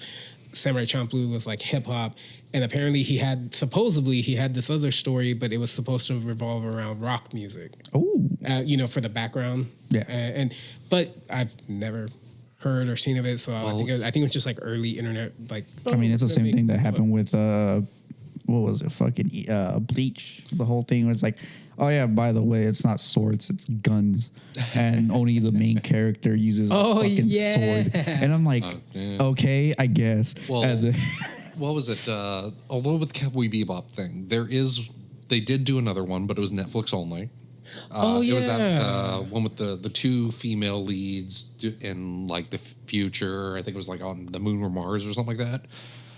And they were creating music there. I forgot what it was called. Oh God, I know what you're talking about. I just can't think of the name. But I know. It's like because I remember when they said that. Oh, from the creators of Cowboy Bebop, that got everybody like, oh my God, we got to check this out. The soundtrack for that was really nice. Yeah. Like if you got to listen to a lot of the songs and such, it was very lovely. But yeah, I can't remember what the hell the damn thing was called. Now, the other one that was actually kind of interesting was Devilman. That I was actually really surprised. Which Devilman we're talking about? Crybaby. The Netflix one. I was kind of surprised that they when they made Devilman Crybaby, I thought initially that they were gonna like a brand new Devilman. That's what I was thinking when I was walking into that shit. I was kind of like, okay, cool, and then I'm like, wait a minute. Why do I recognize everything that's going on? Oh, I know exactly what's going to happen and what's going to give me emotional damage. Yes, sir. Because that's something that you can always count on anime to do. Oh yeah, 100%. Like what? I mean, dude, what's going to give me emotional damage today? The original clip from that one scene. Oh yeah. Still pops up every here and there on my Twitter. Oh no. I'm just like. Yeah, totally. Don't not need to be reminded of this. Yeah, they gotta love the picketing scene. That or the arrow to the head thing. Oh yes, just walking along into the wall, and I'm like, that is not how arrows work. But all right, it's like we'll take it. We'll take it for now. But, I mean, I'll take that emotional damage anytime. Yeah, it's just as kind of a final little thing from me today. That's not a burp. No, not at all. 3 in a row, man. Let's see. It's gonna happen to you. Oh yeah, I'm doing another one. But emotional damage. Well, I'll give an emotional damage recommendation for today. That's what I'm going to do. Oh. So my only recommendation for anybody today is to go ahead, watch Your Line April. Oh, you piece of shit. Yeah, it's just go ahead, enjoy the damage that I just inflicted on you. You can only watch that in April, by the way. There is no, hey, I'm going to watch that right now. No, you have to wait until next year, April, to watch it. Because that's totally fine. And you know what? Watch it and just suffer the psychic damage that is impending by the end of the series. I fucking hate that anime. Great music, emotional damage, yes, tons of it. Yes. It's kind of like surprisingly like a horror anime, Shiki. You know what? I just realized. I just remembered another emotional damage anime that will fuck you up. Yes. It was something Labyrinth.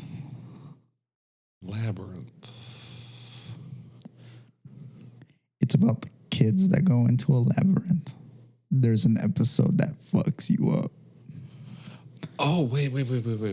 There's I don't know what type of labyrinth. Sorry, not Labyrinth. I think are you thinking Made in Abyss? There you go. Okay, I Made in Abyss. Yeah, okay. That one has you some can good watch that, and then damage. you can also watch season 1 of Alice in what is it, Chain World? Or Alice in Borderland. There you go. Yeah, it's season 1 has some good emotional damage too. Although as a whole series, though, it's very good. Oh yes, it's a very good series. Both the live action and the anime. I have watched the live action one. I have still yet to watch season 2 for it. It's actually really quite good. Oh, yeah.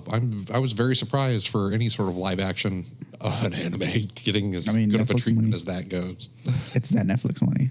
Well, it's Netflix money, but it's also probably the fact that it was produced and acted and shot all in Japan. Yeah. So they probably had as very few gentrifying hands on it as possible. Oh, 100%. Can't say that the same. I can't say the same for Ghost in the Shell. Oh, nope, unfortunately. Nice. Yeah. More of them. More. The only other anime that I can also say that is also psychologically fuck up, Evangelion. And see, I would agree if I all liked Evangelion. I truly hate Evangelion. I'm one of the few, and I understand that makes me a. That makes you a target, especially online. And in this room. Oh yeah, I know. Yeah. I know. But Evangelion is terrible since his mic is off currently. Fuck Evangelion. It is terrible. Right, we are going to hate on it forever here, and we're all good. So, new topic.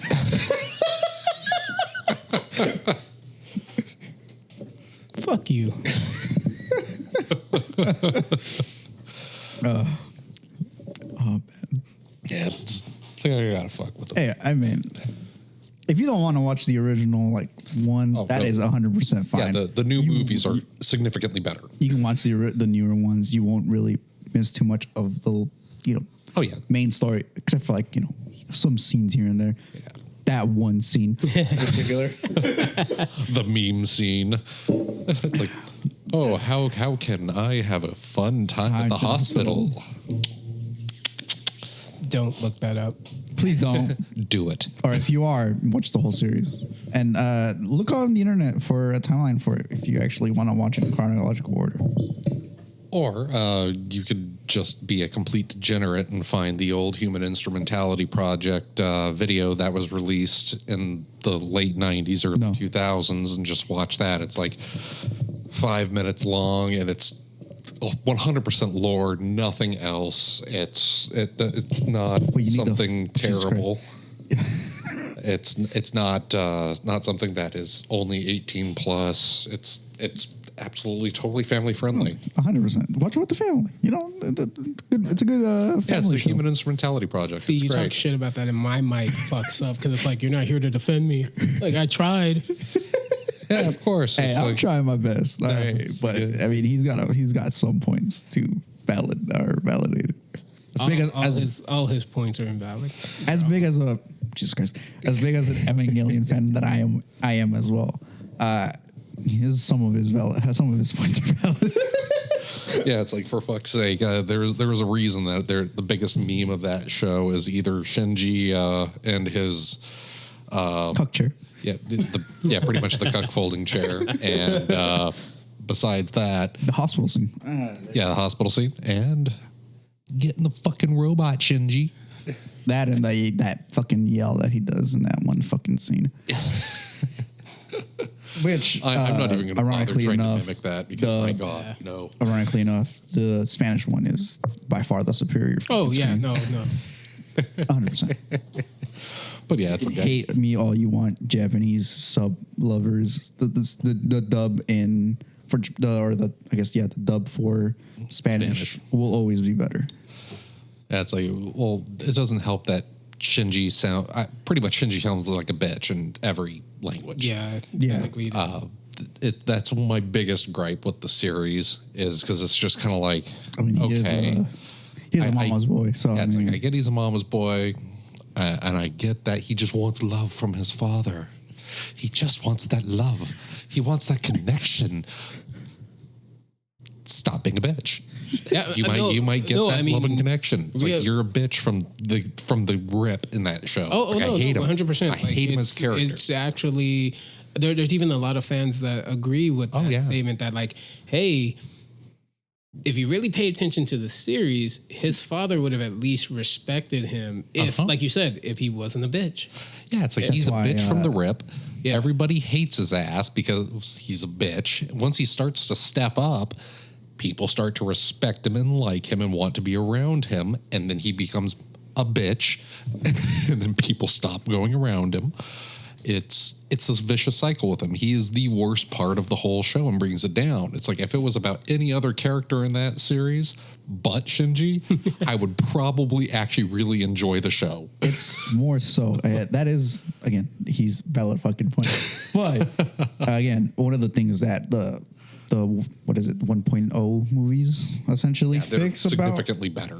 Fix is the whole character that is Shinji himself. Yeah, it's like he's still a bitch, especially in the first one. Oh yeah, the first one, but it's significantly better because they cut out a lot of the bitchiness. Well, it's funny that you say that about his character, because him being like that is like kind of like how I feel about in the very early seasons of My Hero. Oh no, yeah, the main character. I hated his character because all he did was cry and complain the whole time. And it was just like, still does. No, and I know he does it to the end of the series. Basically. He does it to the end of the series, and that's why I never got on the hype about that. I was like, dude, I'd rather watch all the other characters. Don't show him to me because he is so annoying. I remember a friend at the time was really trying to get me and a couple people to watch it. So we were all hanging out and we were sitting down watching it. And the only thing I could think of is this kid is a bitch. And I don't like him and I don't want to see him. And don't get me wrong, I get it. Like hero arc, whatever, blah, blah, blah. That's fine. But it was just that archetype of like, oh, the world's cry. Yeah, cry. Trust me, it's not until like later down the series where he kind of ceases it to a degree. Goes dark mode, and it's like, dude, he's just being a fucking bitch still. That's like he's just an edgelord. He's just masking it. Yeah, no, exactly. And I've seen clips and stuff like that, so I know what you're talking about, and it's just kind of like, no, I'm like that character literally kept me from like deep diving into that show. Yeah, no, I was because I gave up on the show altogether. I was just like, fuck, I'm just gonna read the manga at this point, because I was like, I don't want to. No hate on the voice actor, obviously, but it's like, fuck, bro, fuck this guy. No, absolute hate on the voice actors. Absolute hate. Both in any language, absolute hate when they start doing that stuff. It's like early Naruto. Hated it in English because, like, for the most part, the voices were fine outside of like just the constant yelling. It's like Asta from Black Clover for the most part. It's like that's the reason why, with especially a lot of shonen stuff, I cannot fucking watch shonen anime anymore. Yes, I'm too old. Your voices fucking annoy me. It's too loud. Ironically enough, season 2 was already been confirmed for fucking Black Clover. It's too loud. And it's just kind of like, I'm going to read the fucking manga. I'm going to enjoy it that way. Please do. Because they can be loud in the manga, and I don't have to fucking hear them. You know you're too old when you're reading the manga, and even in the manga, you're like, you're too loud. But no, it's like go down a font size. Yeah, seriously, it's like take it from bold, make it italic, and I'll be fine. And it's like we're gonna start getting in all the fucking kerning and shit. But no, it's like that's one of the things that has really irked me is like I really do like shonen stuff. Anything where you're having like a fighting arc or some sort of tournament. Every shonen has I love that tournament shit. It is like catnip to me. I fucking love that shit. When you're telling, hate watching it now. When you're telling your audience you're a diehard Yu Yu Hakusho fan without saying you're a diehard Yu Yu Hakusho fan. Oh yeah. Effectively. But yeah, it's like even things like Record of Ragnarok. Yeah. Awesome. Great manga. The show drives me fucking nuts. Well, also keep in mind, and this is one of those, back in our day thing. Think about like what we grew up on. Oh yeah, we grew up on one tournament lasting 5 fucking seasons effectively because they just kept repeating the goddamn episodes. That or like, like. The reason why they make it the way they make it now is because that's what the audience now wants. Yeah. They want over attention span of a goldfish. Yeah. Whereas with us, I mean, think about it. How many times did we see Raditz kill Goku back in the day on Tsunami? God. Well, yeah, they would get to that one episode. Well, they would basically get all the way up to like Frieza. Yeah, the one episode. Just right about before Frieza changes into the second form. And then it's like, oh, now you got to rewatch the entirety of fucking Dragon Ball Z. And then when it gets to that point one more time, you get form number 2. Oh, yeah, that's right. And then back to episode fucking 1. Yeah. Yep. I remember that. I used to remember like that. Yeah, that was the whole thing of like, oh, you'd watch it, you'd get all into it, and then you remember, oh, Frieza coming up. I have 3 episodes left before it resets. Yeah, and then it's kind of like, one, okay. And then like you knew. And then it's like, okay, cool. I could wait like a month and a half before I watch another fucking episode. That is the reason why I hate the Bounce series in Bleach, by the way. Oh, no. Because of Toonami. I don't doubt that at all. It's like it would Toonami repeat really every time. It would get to the end of the Bounce series or the arc, and I'm like, okay, cool. We're finally moving on. Nope. No. I'm like, you son of a bitch. That is funny because I you're right now that I think about it. All my friends that used to watch Bleach, they hated that arc. Because it kept going over and over and over. They one arc. That arc. But the thing is, the Bound were like cool characters and everything. Yeah. And I used to say that. Cool. I used to be like, wait, dude, these characters are cool. They're like, I don't care, man. The arc, it's just... I had to watch it like 6 times. Yeah. It's one of those arcs where you're like, yeah, character powers and character designs and stuff. Cool. I do not care. Dude, my biggest gripe... Took so long to get Super Saiyan Goku. No, my biggest gripe with Bleach, I'm sorry they did my man Chad wrong. They know they did it wrong. They absolutely did Chad kind of dirty towards the end, especially. Dirty, like literally, what was it? The right hand of God, the left hand of Satan? Something like that. Something like that. And, you're thinking like, oh, cool. He's got still this. my favorite character. Oh, no, still my favorite character. Where it's like, oh, he's got these, their names and it's like, okay, this means something. Nothing.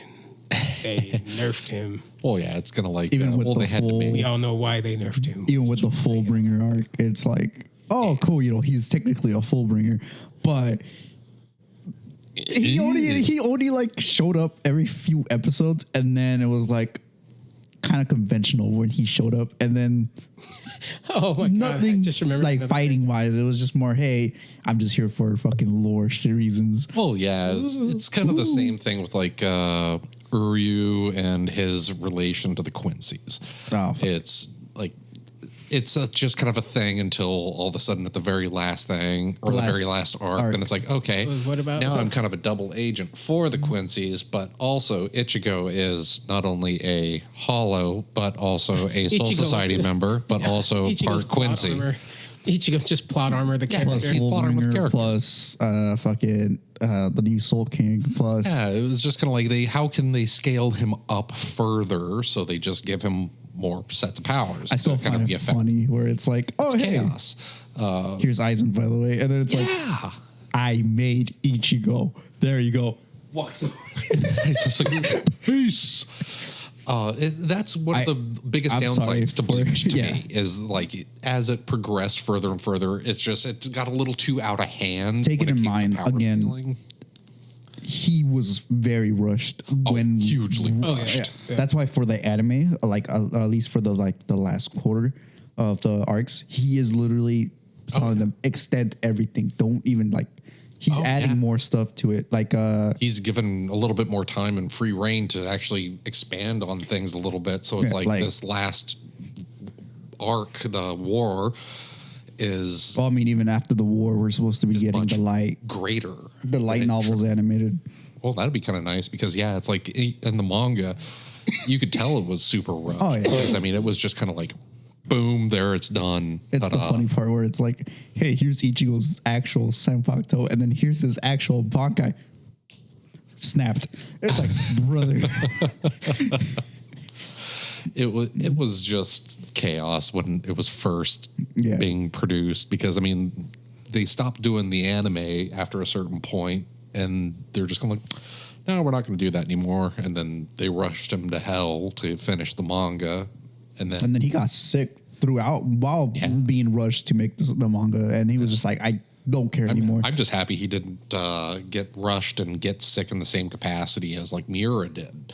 Yeah, because like when losing Miura, the author of fucking Berserk, it's like that was tragic. Oh, it's yes. like having that happen. It's especially when fucking the storyline kind of left off where he had passed. Oh yeah. It was kind of like, oh, we're about to finally kind of get back into everything, and now it's like he has to leave all that to like one of his best friends to go ahead. His best friend and wife. Yeah, his best friend and wife it's like have that's- the manuscripts. Yeah. Like that is so. It's nice that the memory and the storyline get to go further with them at the helm, because like his best friend was also an incredible artist. Oh, like yes. I did read a lot of his manga, very good stuff. But it's like now they have to kind of carry on the legacy, and they have to kind of make the fans happy at the same times, and it's like that's a lot of pressure for them. Oh yeah, it is 100%. So it's like I'm glad that Kubo didn't get like sick and passed like that. But man, it's like, the situation could be so much weirder. Again, well, one of the reasons why this like whole like, oh yeah, Bleach is back, and everyone got super excited was because again, Kubo had straight up said, we're adding more stuff to this so that way it's not rushed like it was in the manga, and it explains more things. We got to see new bankais that we have never seen before. And of course, we also got Matsumoto and Orihime back on animated screen. Yes. I We know where my priorities are. Yeah, And Noel. we know where your priorities are. Well, hey, you know what? The funny thing though, since you're talking about like bringing something back, like don't forget they're redoing, even though it's not done yet, they're redoing One Piece. Oh, that's right. That's true. They're Yeah, getting kind of giving them the Kai treatment or something like that. Yeah, What was that? where apparently certain lore is going to be added, certain lore is going to be kind of like not like taken out, but apparently just kind of like Condensed, altered and kind condensed. of. Yeah, it's like what was it? The Wano arc was supposed to end up being like 20-something episodes compared to a couple hundred almost that it was. Yeah. Apparently they're gonna. And So I'm waiting until that comes out so I can watch that. Well, no, but I do Same. I do like how they said, "Oh, we're redoing this so people can watch it and not have to sit through 1,000 episodes. We're gonna condense it and update the art style, do this that, and the other." And it's like that's a cool idea. Yeah, frankly that's a really good idea, especially for a show that's been on as long as One Piece. Oh yeah. Like, I'm just not a huge One Piece fan, mostly because I don't like the art style so much. It just doesn't click with me. That said, I'm going to be far more willing to give it a shot when I'm only having to watch 100 to 150 episodes compared to 11 to 1,200. Yep. Mm-hmm. It's like, even when it comes to reading a manga, when I see 1,000 chapters, it's kind of like, okay, that's not a huge time sink, but that is a time sink. That is a commitment. No, that is 100% a commitment. It's if One Piece was something like, oh, to marry me, you must watch all of One Piece. She would have to be fucking worth it. She would have to be really fucking worth it. Oh yeah. Because that's a commitment. I would undertake marriage faster than I would undertake watching One Piece as it stands right now, just because that's a lot of fucking then time. here, settle for this. And I hate Luffy's voice. Well, here, then just settle for this. Just break even. I know it's not even, but just break even. Watch all of Detective Conan and you'll be fine. Speaking of which, they're making. There's more Detective Conan. That's why I said it's not even. And because there's more Detective Conan to watch, and that show. The only reason so I would weird. do it is I would do that if Kaho asked me. If Kaho Shibuya asked me to do that, because that's her favorite anime. If she asked me to do that, I'd fucking do it.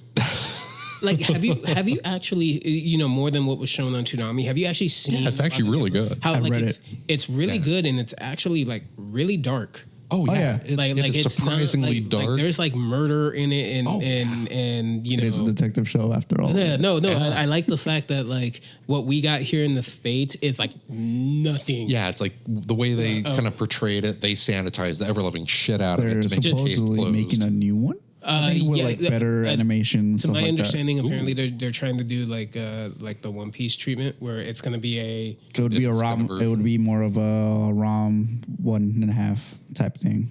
Oh, interesting. Ranma 1.5, because you know how Ranma 1.5 got it. Did the updated version? It got an updated version. Yeah, I think animated. I think that's what's happening with a lot of like our anime from our generation. Like they did that with I can never fucking say this. Urui Yatsura or something like that. The one with Lum.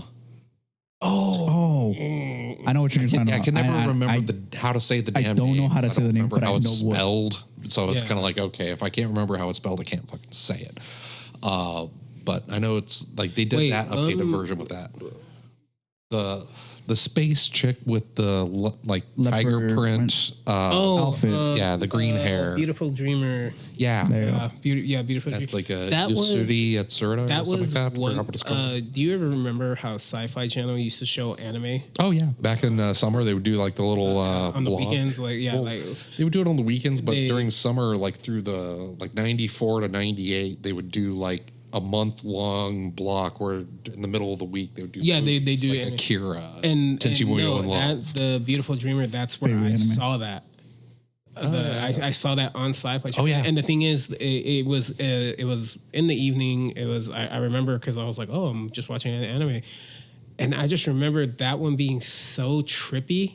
Oh yeah, and then I was just like, "Yo, I love this." And then I deep dived into it, and I was like, "Oh, that's what this is. This is it wasn't like a series. It was like a collection of like OVAs. Yeah, right? It was just like an OVA collection. As far as like at least what we got over here, I don't know if they did a full series in Japan or anything. I believe they did for Japan. Yeah, more than they probably did. Because I know the manga was really good. I know that was Rumiko Takahashi, I think. Yeah, I believe so. Because I know for a while, like her character was kind of like the poster mascot for anime in general. Yeah. Like if you went into any shop that had anime, you saw you would see a poster of her. Yeah, or sort of kind of like a little standee of some standee or something like a little cardboard kind of became like a mascot in a way.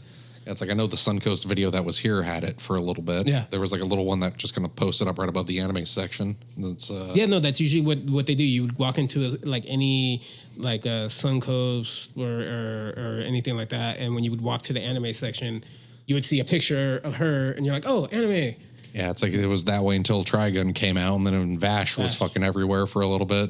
It's like I loved that shit, but I of course always latched on real early, like right when I first saw it was to GTO, Great Teacher on I latched onto that shit. That was immediately. It's like that was like I want to be him.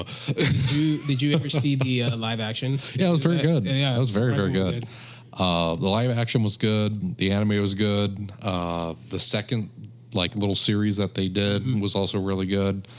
And then of course, what was it? They also did a couple extra manga. They did like the prequel manga and then like a post or a sequel manga as well. Did you ever see either of you? Because you might have probably seen it.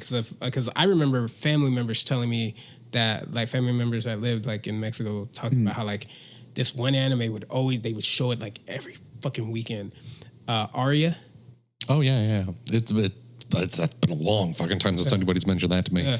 But you remember it, right? Yeah. You would have to describe it to me because I don't remember. It's set in the future, outer space, bounty hunter, and an unkillable. That's like unkillable creature. Something Zerum. Zerum. Yeah, it's like Aria Zerum. The animation. Yeah. She kind of had that. Almost like her hairstyle was almost like fucking Cloud. Yeah, no, except it was shorter and red, and she had like a white bandana. I probably did not see it. It's very good. It's very good, and they actually did like back in the 90s a live action movie. Yeah, it is good too. It is surprisingly good, and it is like pretty grotesque.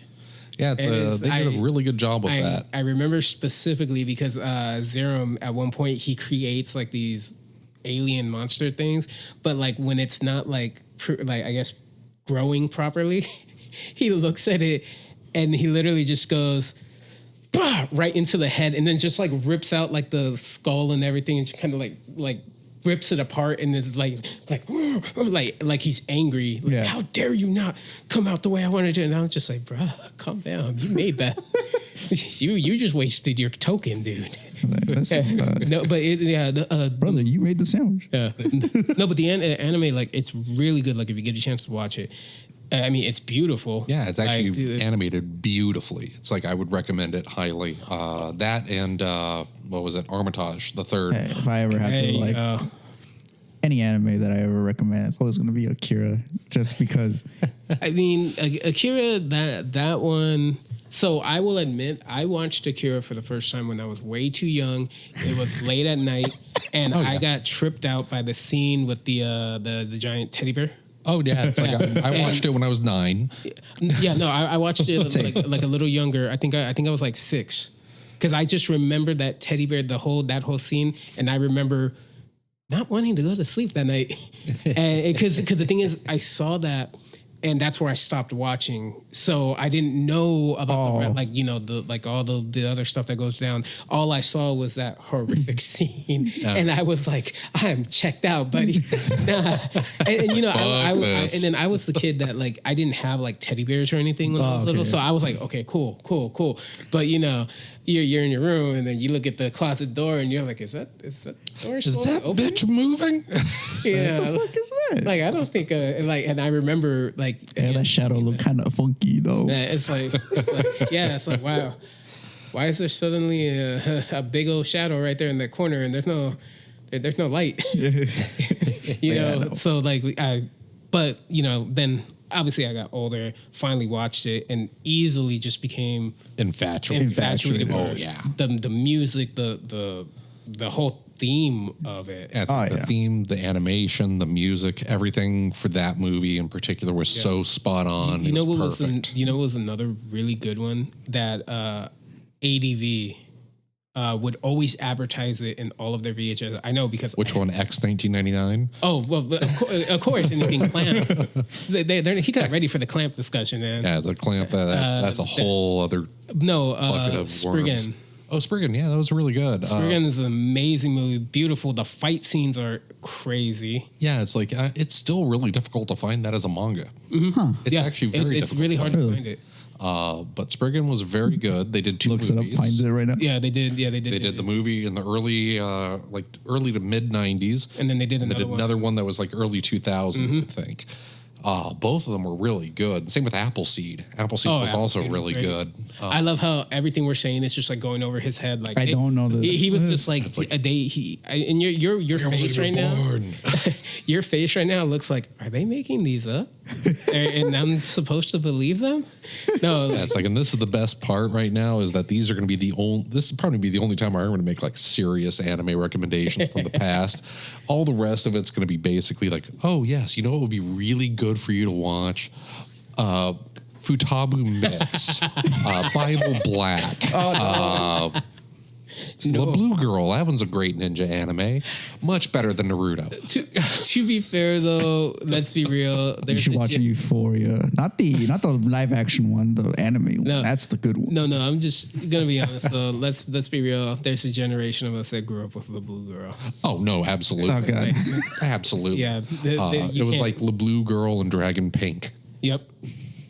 Like those two formed generations. I just imagine people like listening to this and they're like, "Oh my what God. Are these?" No, there's the what are these, and then there's the friend sitting right next to them, like, "Oh my God, I remember." I hope they don't watch this. Don't ask me about it. Don't look over here. You should watch Pandora. Really good anime. It's like we can't be recommending new shit, or at least stuff that was in the last 10 years. No, I mean, you know what was like a really good anime? It's not one of those. Yeah. It's an anime. Scribe. Scribe, that was actually pretty good. That was really good. I love the fact. Interesting. Actually. I love the fact how that series came out, right? The main character, his antagonist, who I guess becomes his rival, like friend towards the end. Yeah, especially towards the end. But I love the fact that like all the characters, everything that happens, the cool fights, but everybody in the universe that ever watched Scribe fell in love with Straight Kruger. That's true. That's the only character. I have talked with friends over the years, and if we've ever talked about that is the first character that they will ever bring up. It's like and let's be real.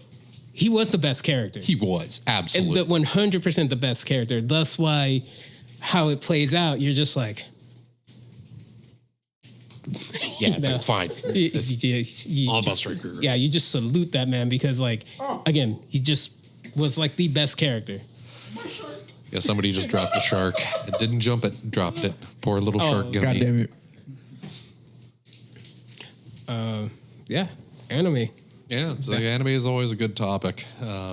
Especially we could probably just talk about that for fucking episodes. I can guarantee. Okay. I mean, we're already doing a fucking episode. Even though it's supposed to be random shit, we're having actually. Well, if you think about it, we've actually jumped from different topics. Oh, and yes. Like, so. Yeah, like the topic of Shinji being a bitch. Yes. All right. No. Okay. So wait. Here's a question for you. Kind of going back to like comic books and stuff like that. Yep. Your opinions. And mind you, your opinions. What is to date the best the best comic book movie you have ever seen? And real quick, if you guys don't say Mystery Man, don't even bother saying anything at all. Technically, I would say the best actual like translation from comic to screen was probably the first Deadpool. Yeah. Okay. Okay. Fair. My favorite though was Constantine. Oh God, yes.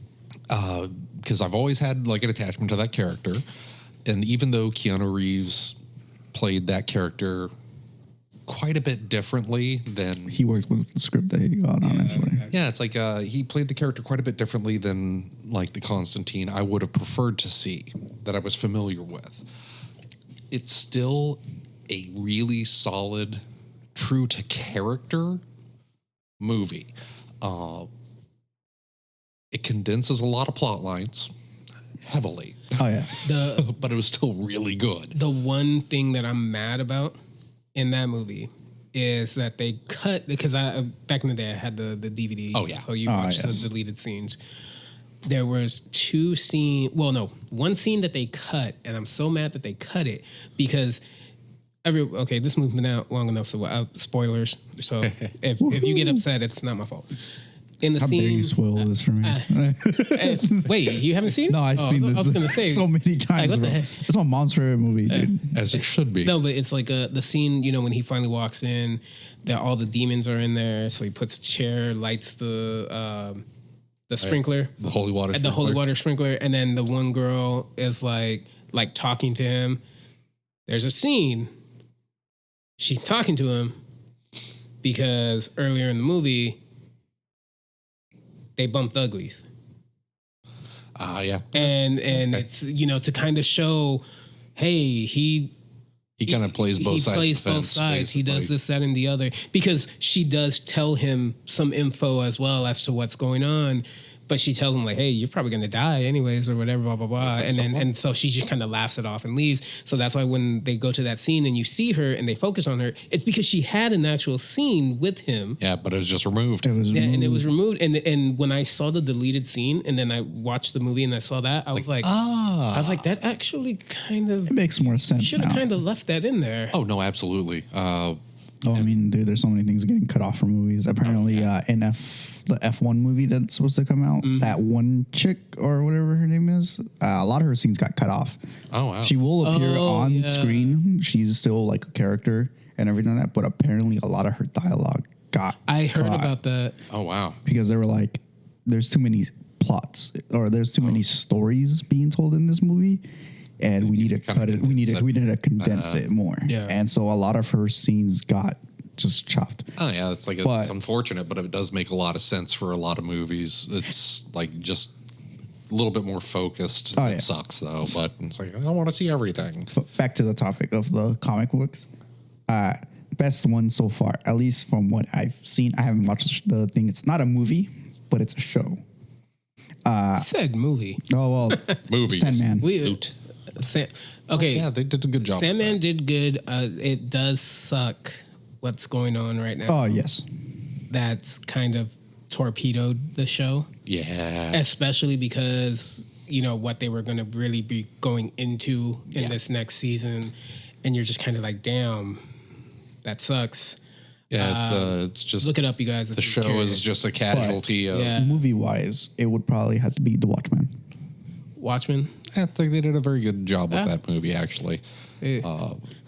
Pretty true to the comics. Condensed things in the right spots. Oh yes. Basically gave Zack Snyder a career for better or worse, depending on who you talk movie, actually, too, which is That's funny. one of the first ones. Yeah, one of the first real big ones. Yeah, if anybody didn't know, Watchmen is technically part of the DC universe. Yep. Just a side universe until the comic decided to cross over into all. AKA fucking New 52, right? Is when it happened. I don't remember if it was. It was a New 52. It was like the iteration after New 52. It was the iteration after New 52, and it was death metal or dark metal or whatever the fuck it was called. Yeah, or metal. The Batman. Yeah, the Batman one. Yeah, With the Batman who laughs and everything. Yeah, he goes and is like, I'm gonna switch brains with something. He's like, I'm gonna switch brains with Dr. Manhattan real quick, and then he becomes the fucking Darkest Knight, and I'm like, bruh. Yeah, it's like that. There were parts of that series that were actually really good, but there were parts of it that were really fucking stupid. To me, that comic issue is you with the whole King in Black. Yeah. The whole King in Black series. Not a big fan of it, even though there was some cool parts of it. Yeah, it's favorite part is the Iron Man suit. Because he's just basically it's like I just hate Null as a villain. Dude, the funniest thing is where he just goes, yeah, your symbiote thing, yeah, it's mine now. Yeah. Yeah, it's like and the funniest part is like I totally get it where a lot of people don't like a lot of the death metal parts for like because effectively it's just all Batman. It's just what variation of Batman is going to be a villain this time. And then Batman Joker is effectively the brains behind the whole thing. Which is and it was just like another just Bruce Wayne. Yeah, and it was just like another it was just to get a whole other variant of the fucking nth metal. Which was like, oh, the nth metal is effectively their version of vibranium, but then they needed the 10th metal or whatever it was after that, which is just basically, oh, this is the metal that can change reality. It was the rewriting the universe. Yeah, it was pretty fucking stupid. It was a pretty fucking stupid plot point. It's that one, and then it's the what is it, Death Decade or whatever series? The one where Dark Side. Yeah, there you go. Where Dark Side basically causes a zombie outbreak. But that's deceased. That's what I said, deceased. Yeah, it was through technology. And ironically enough, the only one that doesn't, even though he's technically part technology, it's Cyborg. It's Cyborg, yeah. And he's affected, but he's like... He's effectively immune. Yeah, he's just the conduit. Yeah, and I was like, that's so dumb. Which is actually really funny because if you think about it, the only way that...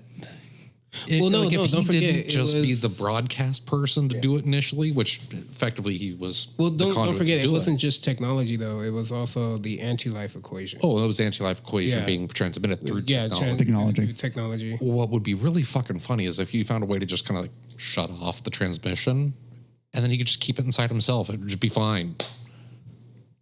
Although I will say that comic really... But it was good. Well, no, it was a good comic, but that comic... I mean, I've always known how powerful the character is, but really, really, really showed how dangerous Plastic Man really, really is. Oh, yeah. It's like, because like Plastic Man being infected with the anti-life equation like that is basically world-ending threat, effectively. Yeah. Oh, yeah. I love the fact that when everybody's like, oh, Reed Richards is a better... I was like, no, he's not. No, if you look up Plastic Man, like, trust me, you don't want him to ever be a villain. Yeah, you don't. We've gotten into discussions why Reed Richards is not that good of a superhero at all. Because he's also just a bitch. I knew it. I knew it was coming. But no, seriously, like, if you actually look at it, it's like, yeah, he's the smartest man alive, but he is not the smartest man alive compared to other superheroes, especially within Marvel. Oh, yeah.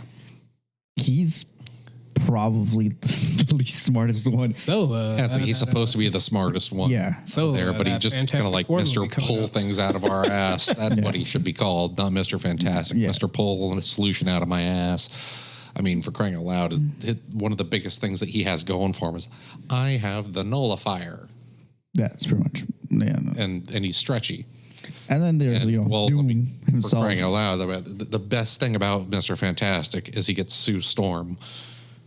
That's it. Yeah. That is his claim to fame. He gets Sue Storm. And the fact that, hey, my kids are like mutants now. And he canonically fucks. That is Mr. Fantastic's claim to fame. He canonically fucks. And even with that, you can say he canonically fucks, but it's still a terrible husband. Well, a terrible husband, a terrible father.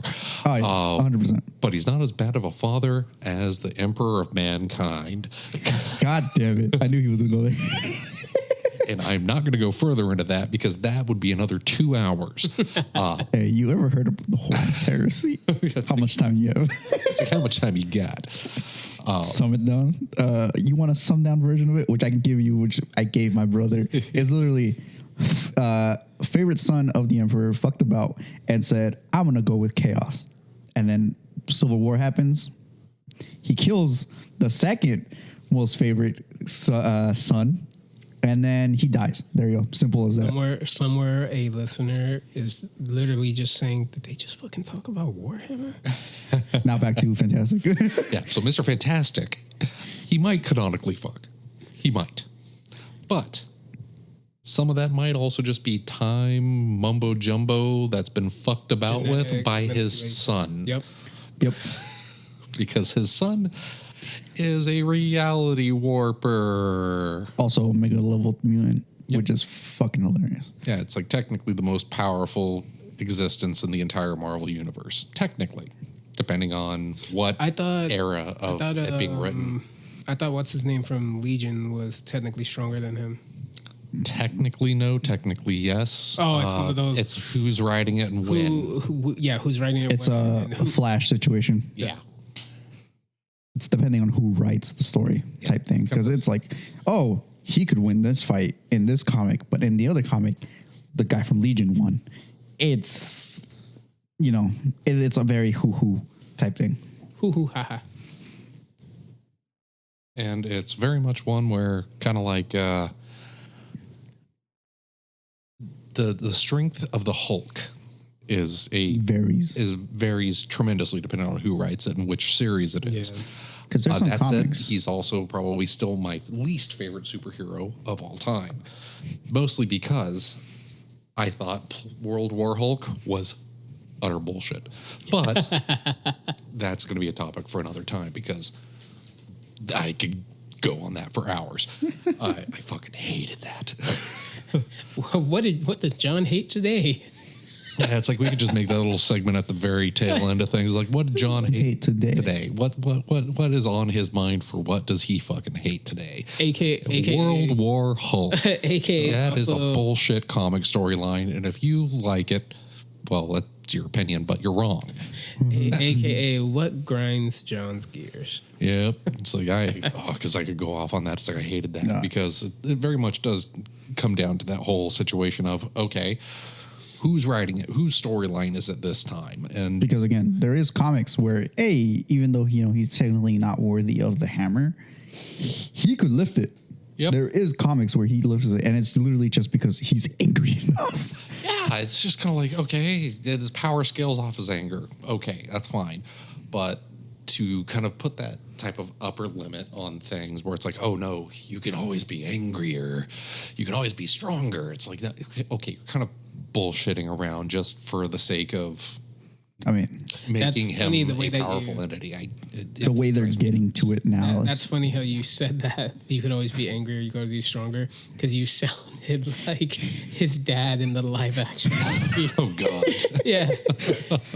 I just remember that. Man. I just remember that scene when he's when he's on the table.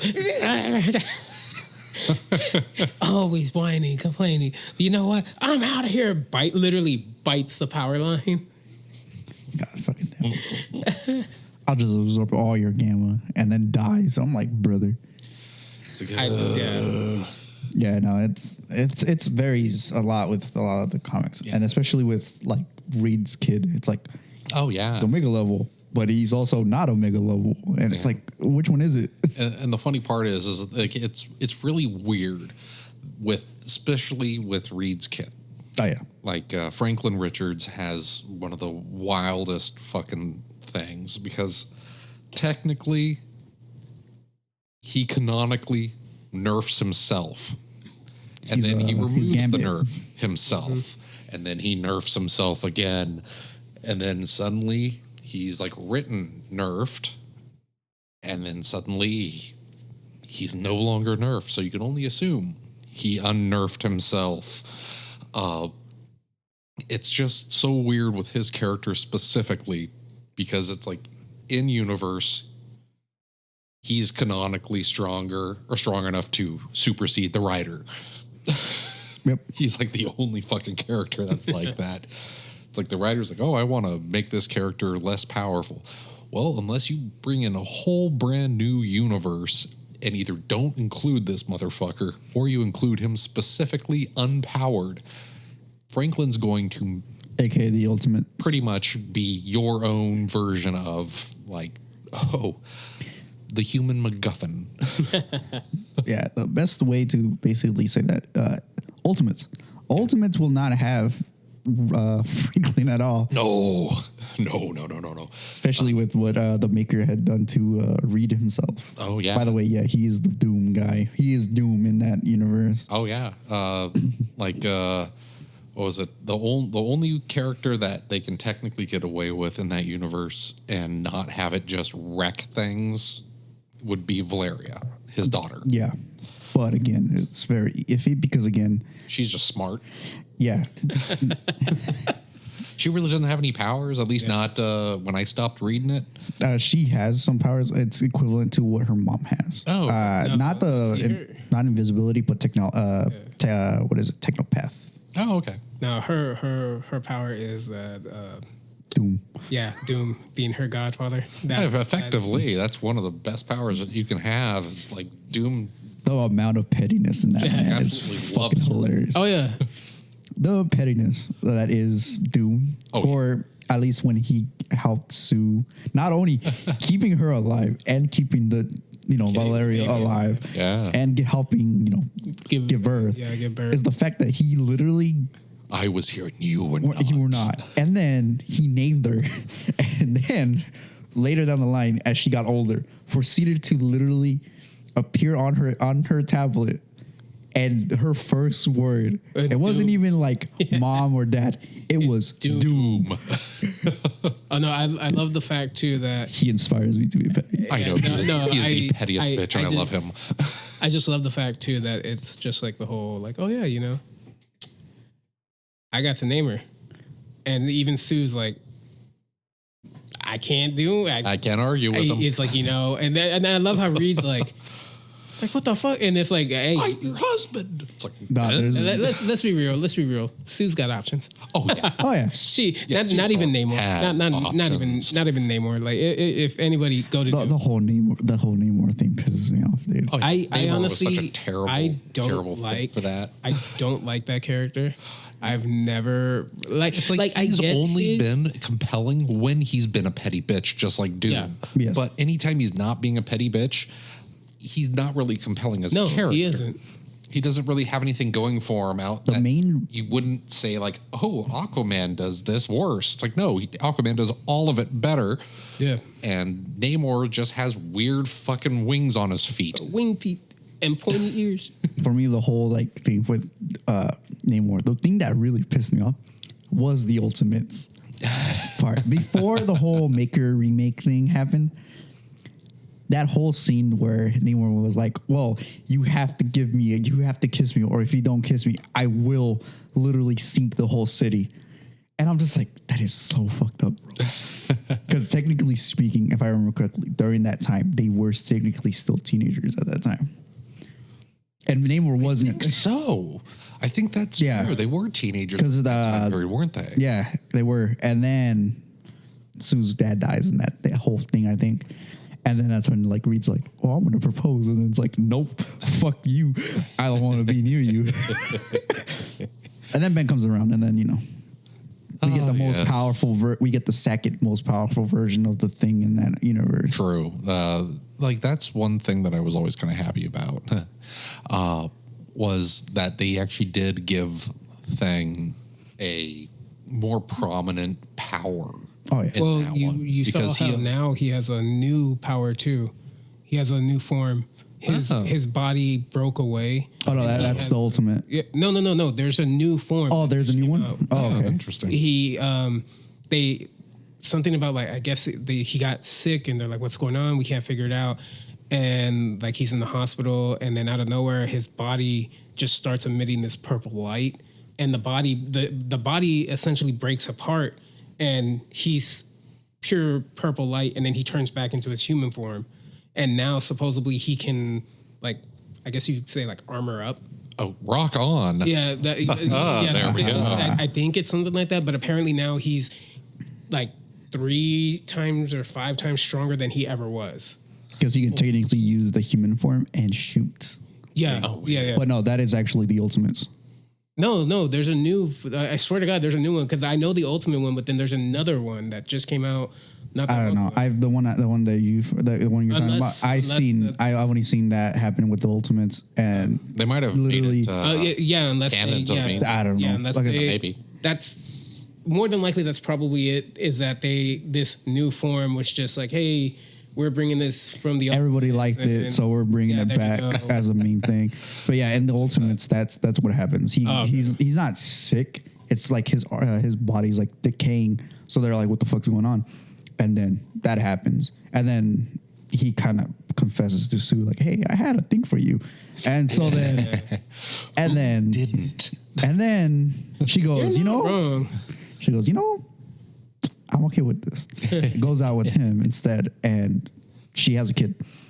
We don't know whose kid because why did Nihilus? No, it's like we don't know. Or Mamu.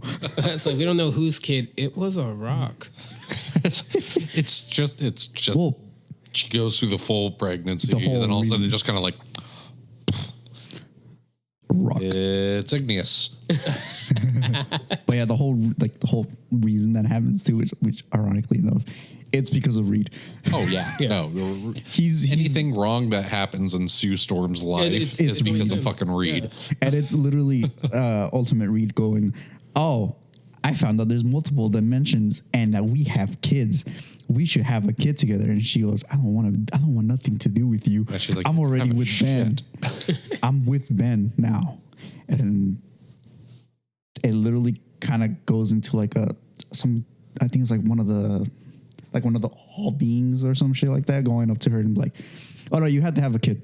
It's part of the universe." Is like next 6 points. And then she goes, "Okay." And then it just cuts. And then it just cuts 9 months after that to her having a kid. And we were just like, who the fuck's the father? Spider-Man. Technically, he would be dead by that time. Oh, yeah. No, he's dead before that happens. Yeah, it's Parker in the Ultimates universe died way earlier. Yeah. Way earlier.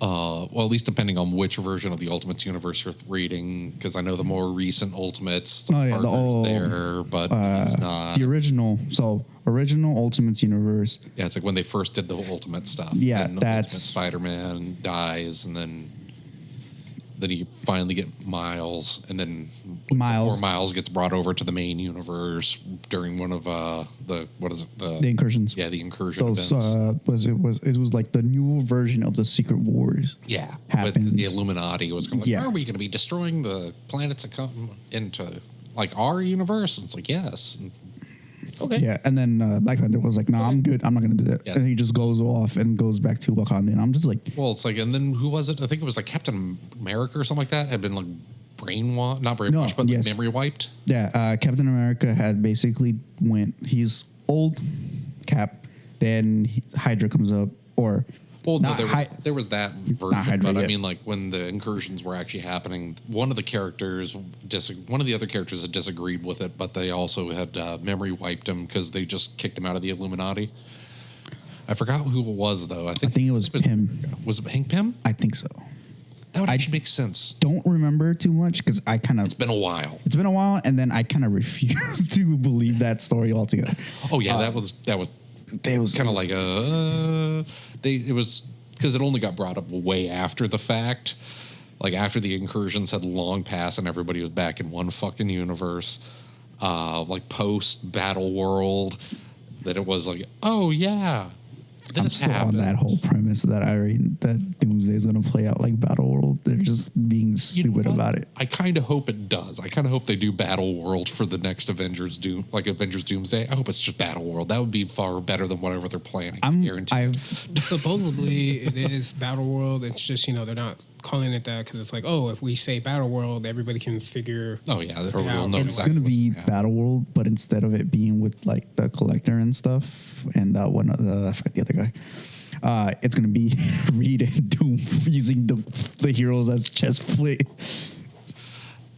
I could unfortunately see that being the case. That's going to be the case, 100%. Because I'm betting on it that the whole like Avengers team is going to be Reed's team, and then the X-Men is going to be all Doom's team. Okay, that could be kind of interesting. Oh God, don't do that, because then I feel like if they go that route, then they're going to jump right into the X-Men versus Avengers. Well, that's the whole problem. That's the whole reason. That's why all the X-Men, all the original X-Men from the 2003 movies. They're all gonna die. Yeah, no, they're all gonna die. Yeah. They're whether it's like a sacrifice thing or just like, oh, you think you can stop me? No, you can't. Type thing. And they're gonna pull some bullshit to kind of do it. But at the same time, I can totally see that being the case, that they're gonna go straight Avengers X-Men. Yeah, because again, that's the whole reason that everyone's saying that's the whole promise. That's like the whole plot for it. It's gonna be X-Men versus Avengers. The thing that does suck though is that like. With the whole inclusion of like Deadpool, how come you ain't bringing Wesley Snipes with him? Just saying. Yeah, bring Wesley Snipes. At this point, just have him be the new Blade. Yeah, just have him be in there, and then because Mahershala Ali, that's the one that's supposed to be the new Blade, right? Yes. Yeah, that was the. They've already been talking about how like he's already for supposedly how physically demanding they were wanting the role to be. It's like, yeah, he's not going to be able to do that much longer. Yeah. Well, yeah, same with Wesley Snipes. Neither of them are going to be able to do that for very much longer, and depending on how physically demanding they want to keep the role. But I just want the Blood Club to come back. I just want that song back. One more trip back down memory road to the lovely Blood Rave from Blade 1. Yes, sir. It was that one, and then in Blade 2, the House of Pain. Yeah. That song was good. Oh man, good times. Yeah. But I think with that, we'll go ahead and wrap up this particular recording, because I mean, shit. For our first recording, we've gone for 2 hours and 20 minutes so far. Jesus, just nonsense, keeping it going. Like the funniest thing too is that like you can probably go in and actually clip out. Oh, you probably clip out shit, but I'm not going to clip. No, fucking anything. No. I mean like clip it out and then like put those as individual like episodes. Oh yeah, probably, because we went on a tangent for everything for like a good amount of time. But the anime one was the longest tangent. Oh yeah, no, but that will happen again. We're all nerds, all right. But yeah, I guess that we'll call it there. I'm gonna go ahead. I'm just gonna hit. None of this recording. I'm gonna hit this because that means that we have to end, and I like that sound. Yes. It makes me happy. No, you know what you should do? You should put that. I keep forgetting the name of the song. From Berserk, the really sad song. Oh no! You mean Guts theme? Yeah, Guts. It's like either Guts theme or we do the old what is it? The fucking the sad Hulk music. Just do that. Put that on there. The piano. The din. Yeah, it's like why not? Like fuck, man. Copyright doesn't mean shit. Is that? Not really, because it's free use. Yeah, it's free use, right? Well, depending. I think. Maybe. Well, I mean, depending on how we're using it, it is 100% free use. Yeah, but since... nothing's ever 100%. Oh, I know. 100%, but you're this right. is probably going to end up being commercial at some point. Yeah. It's probably not fucking free use, or fair use, I should say. Yeah, but in the meantime, though, this has been... Whatever, Whenever podcast brought to you by people who apparently really like Shakira. And I said, wait, no, whatever, whenever. And I've been John. I've been Jose. And I've been another Jose. Yes, that's right. All 3 J's. I know, right? It's almost evil, but not quite. We just need one more. We will see you all next time, probably in about 2 weeks. Peace. Peace. Peace.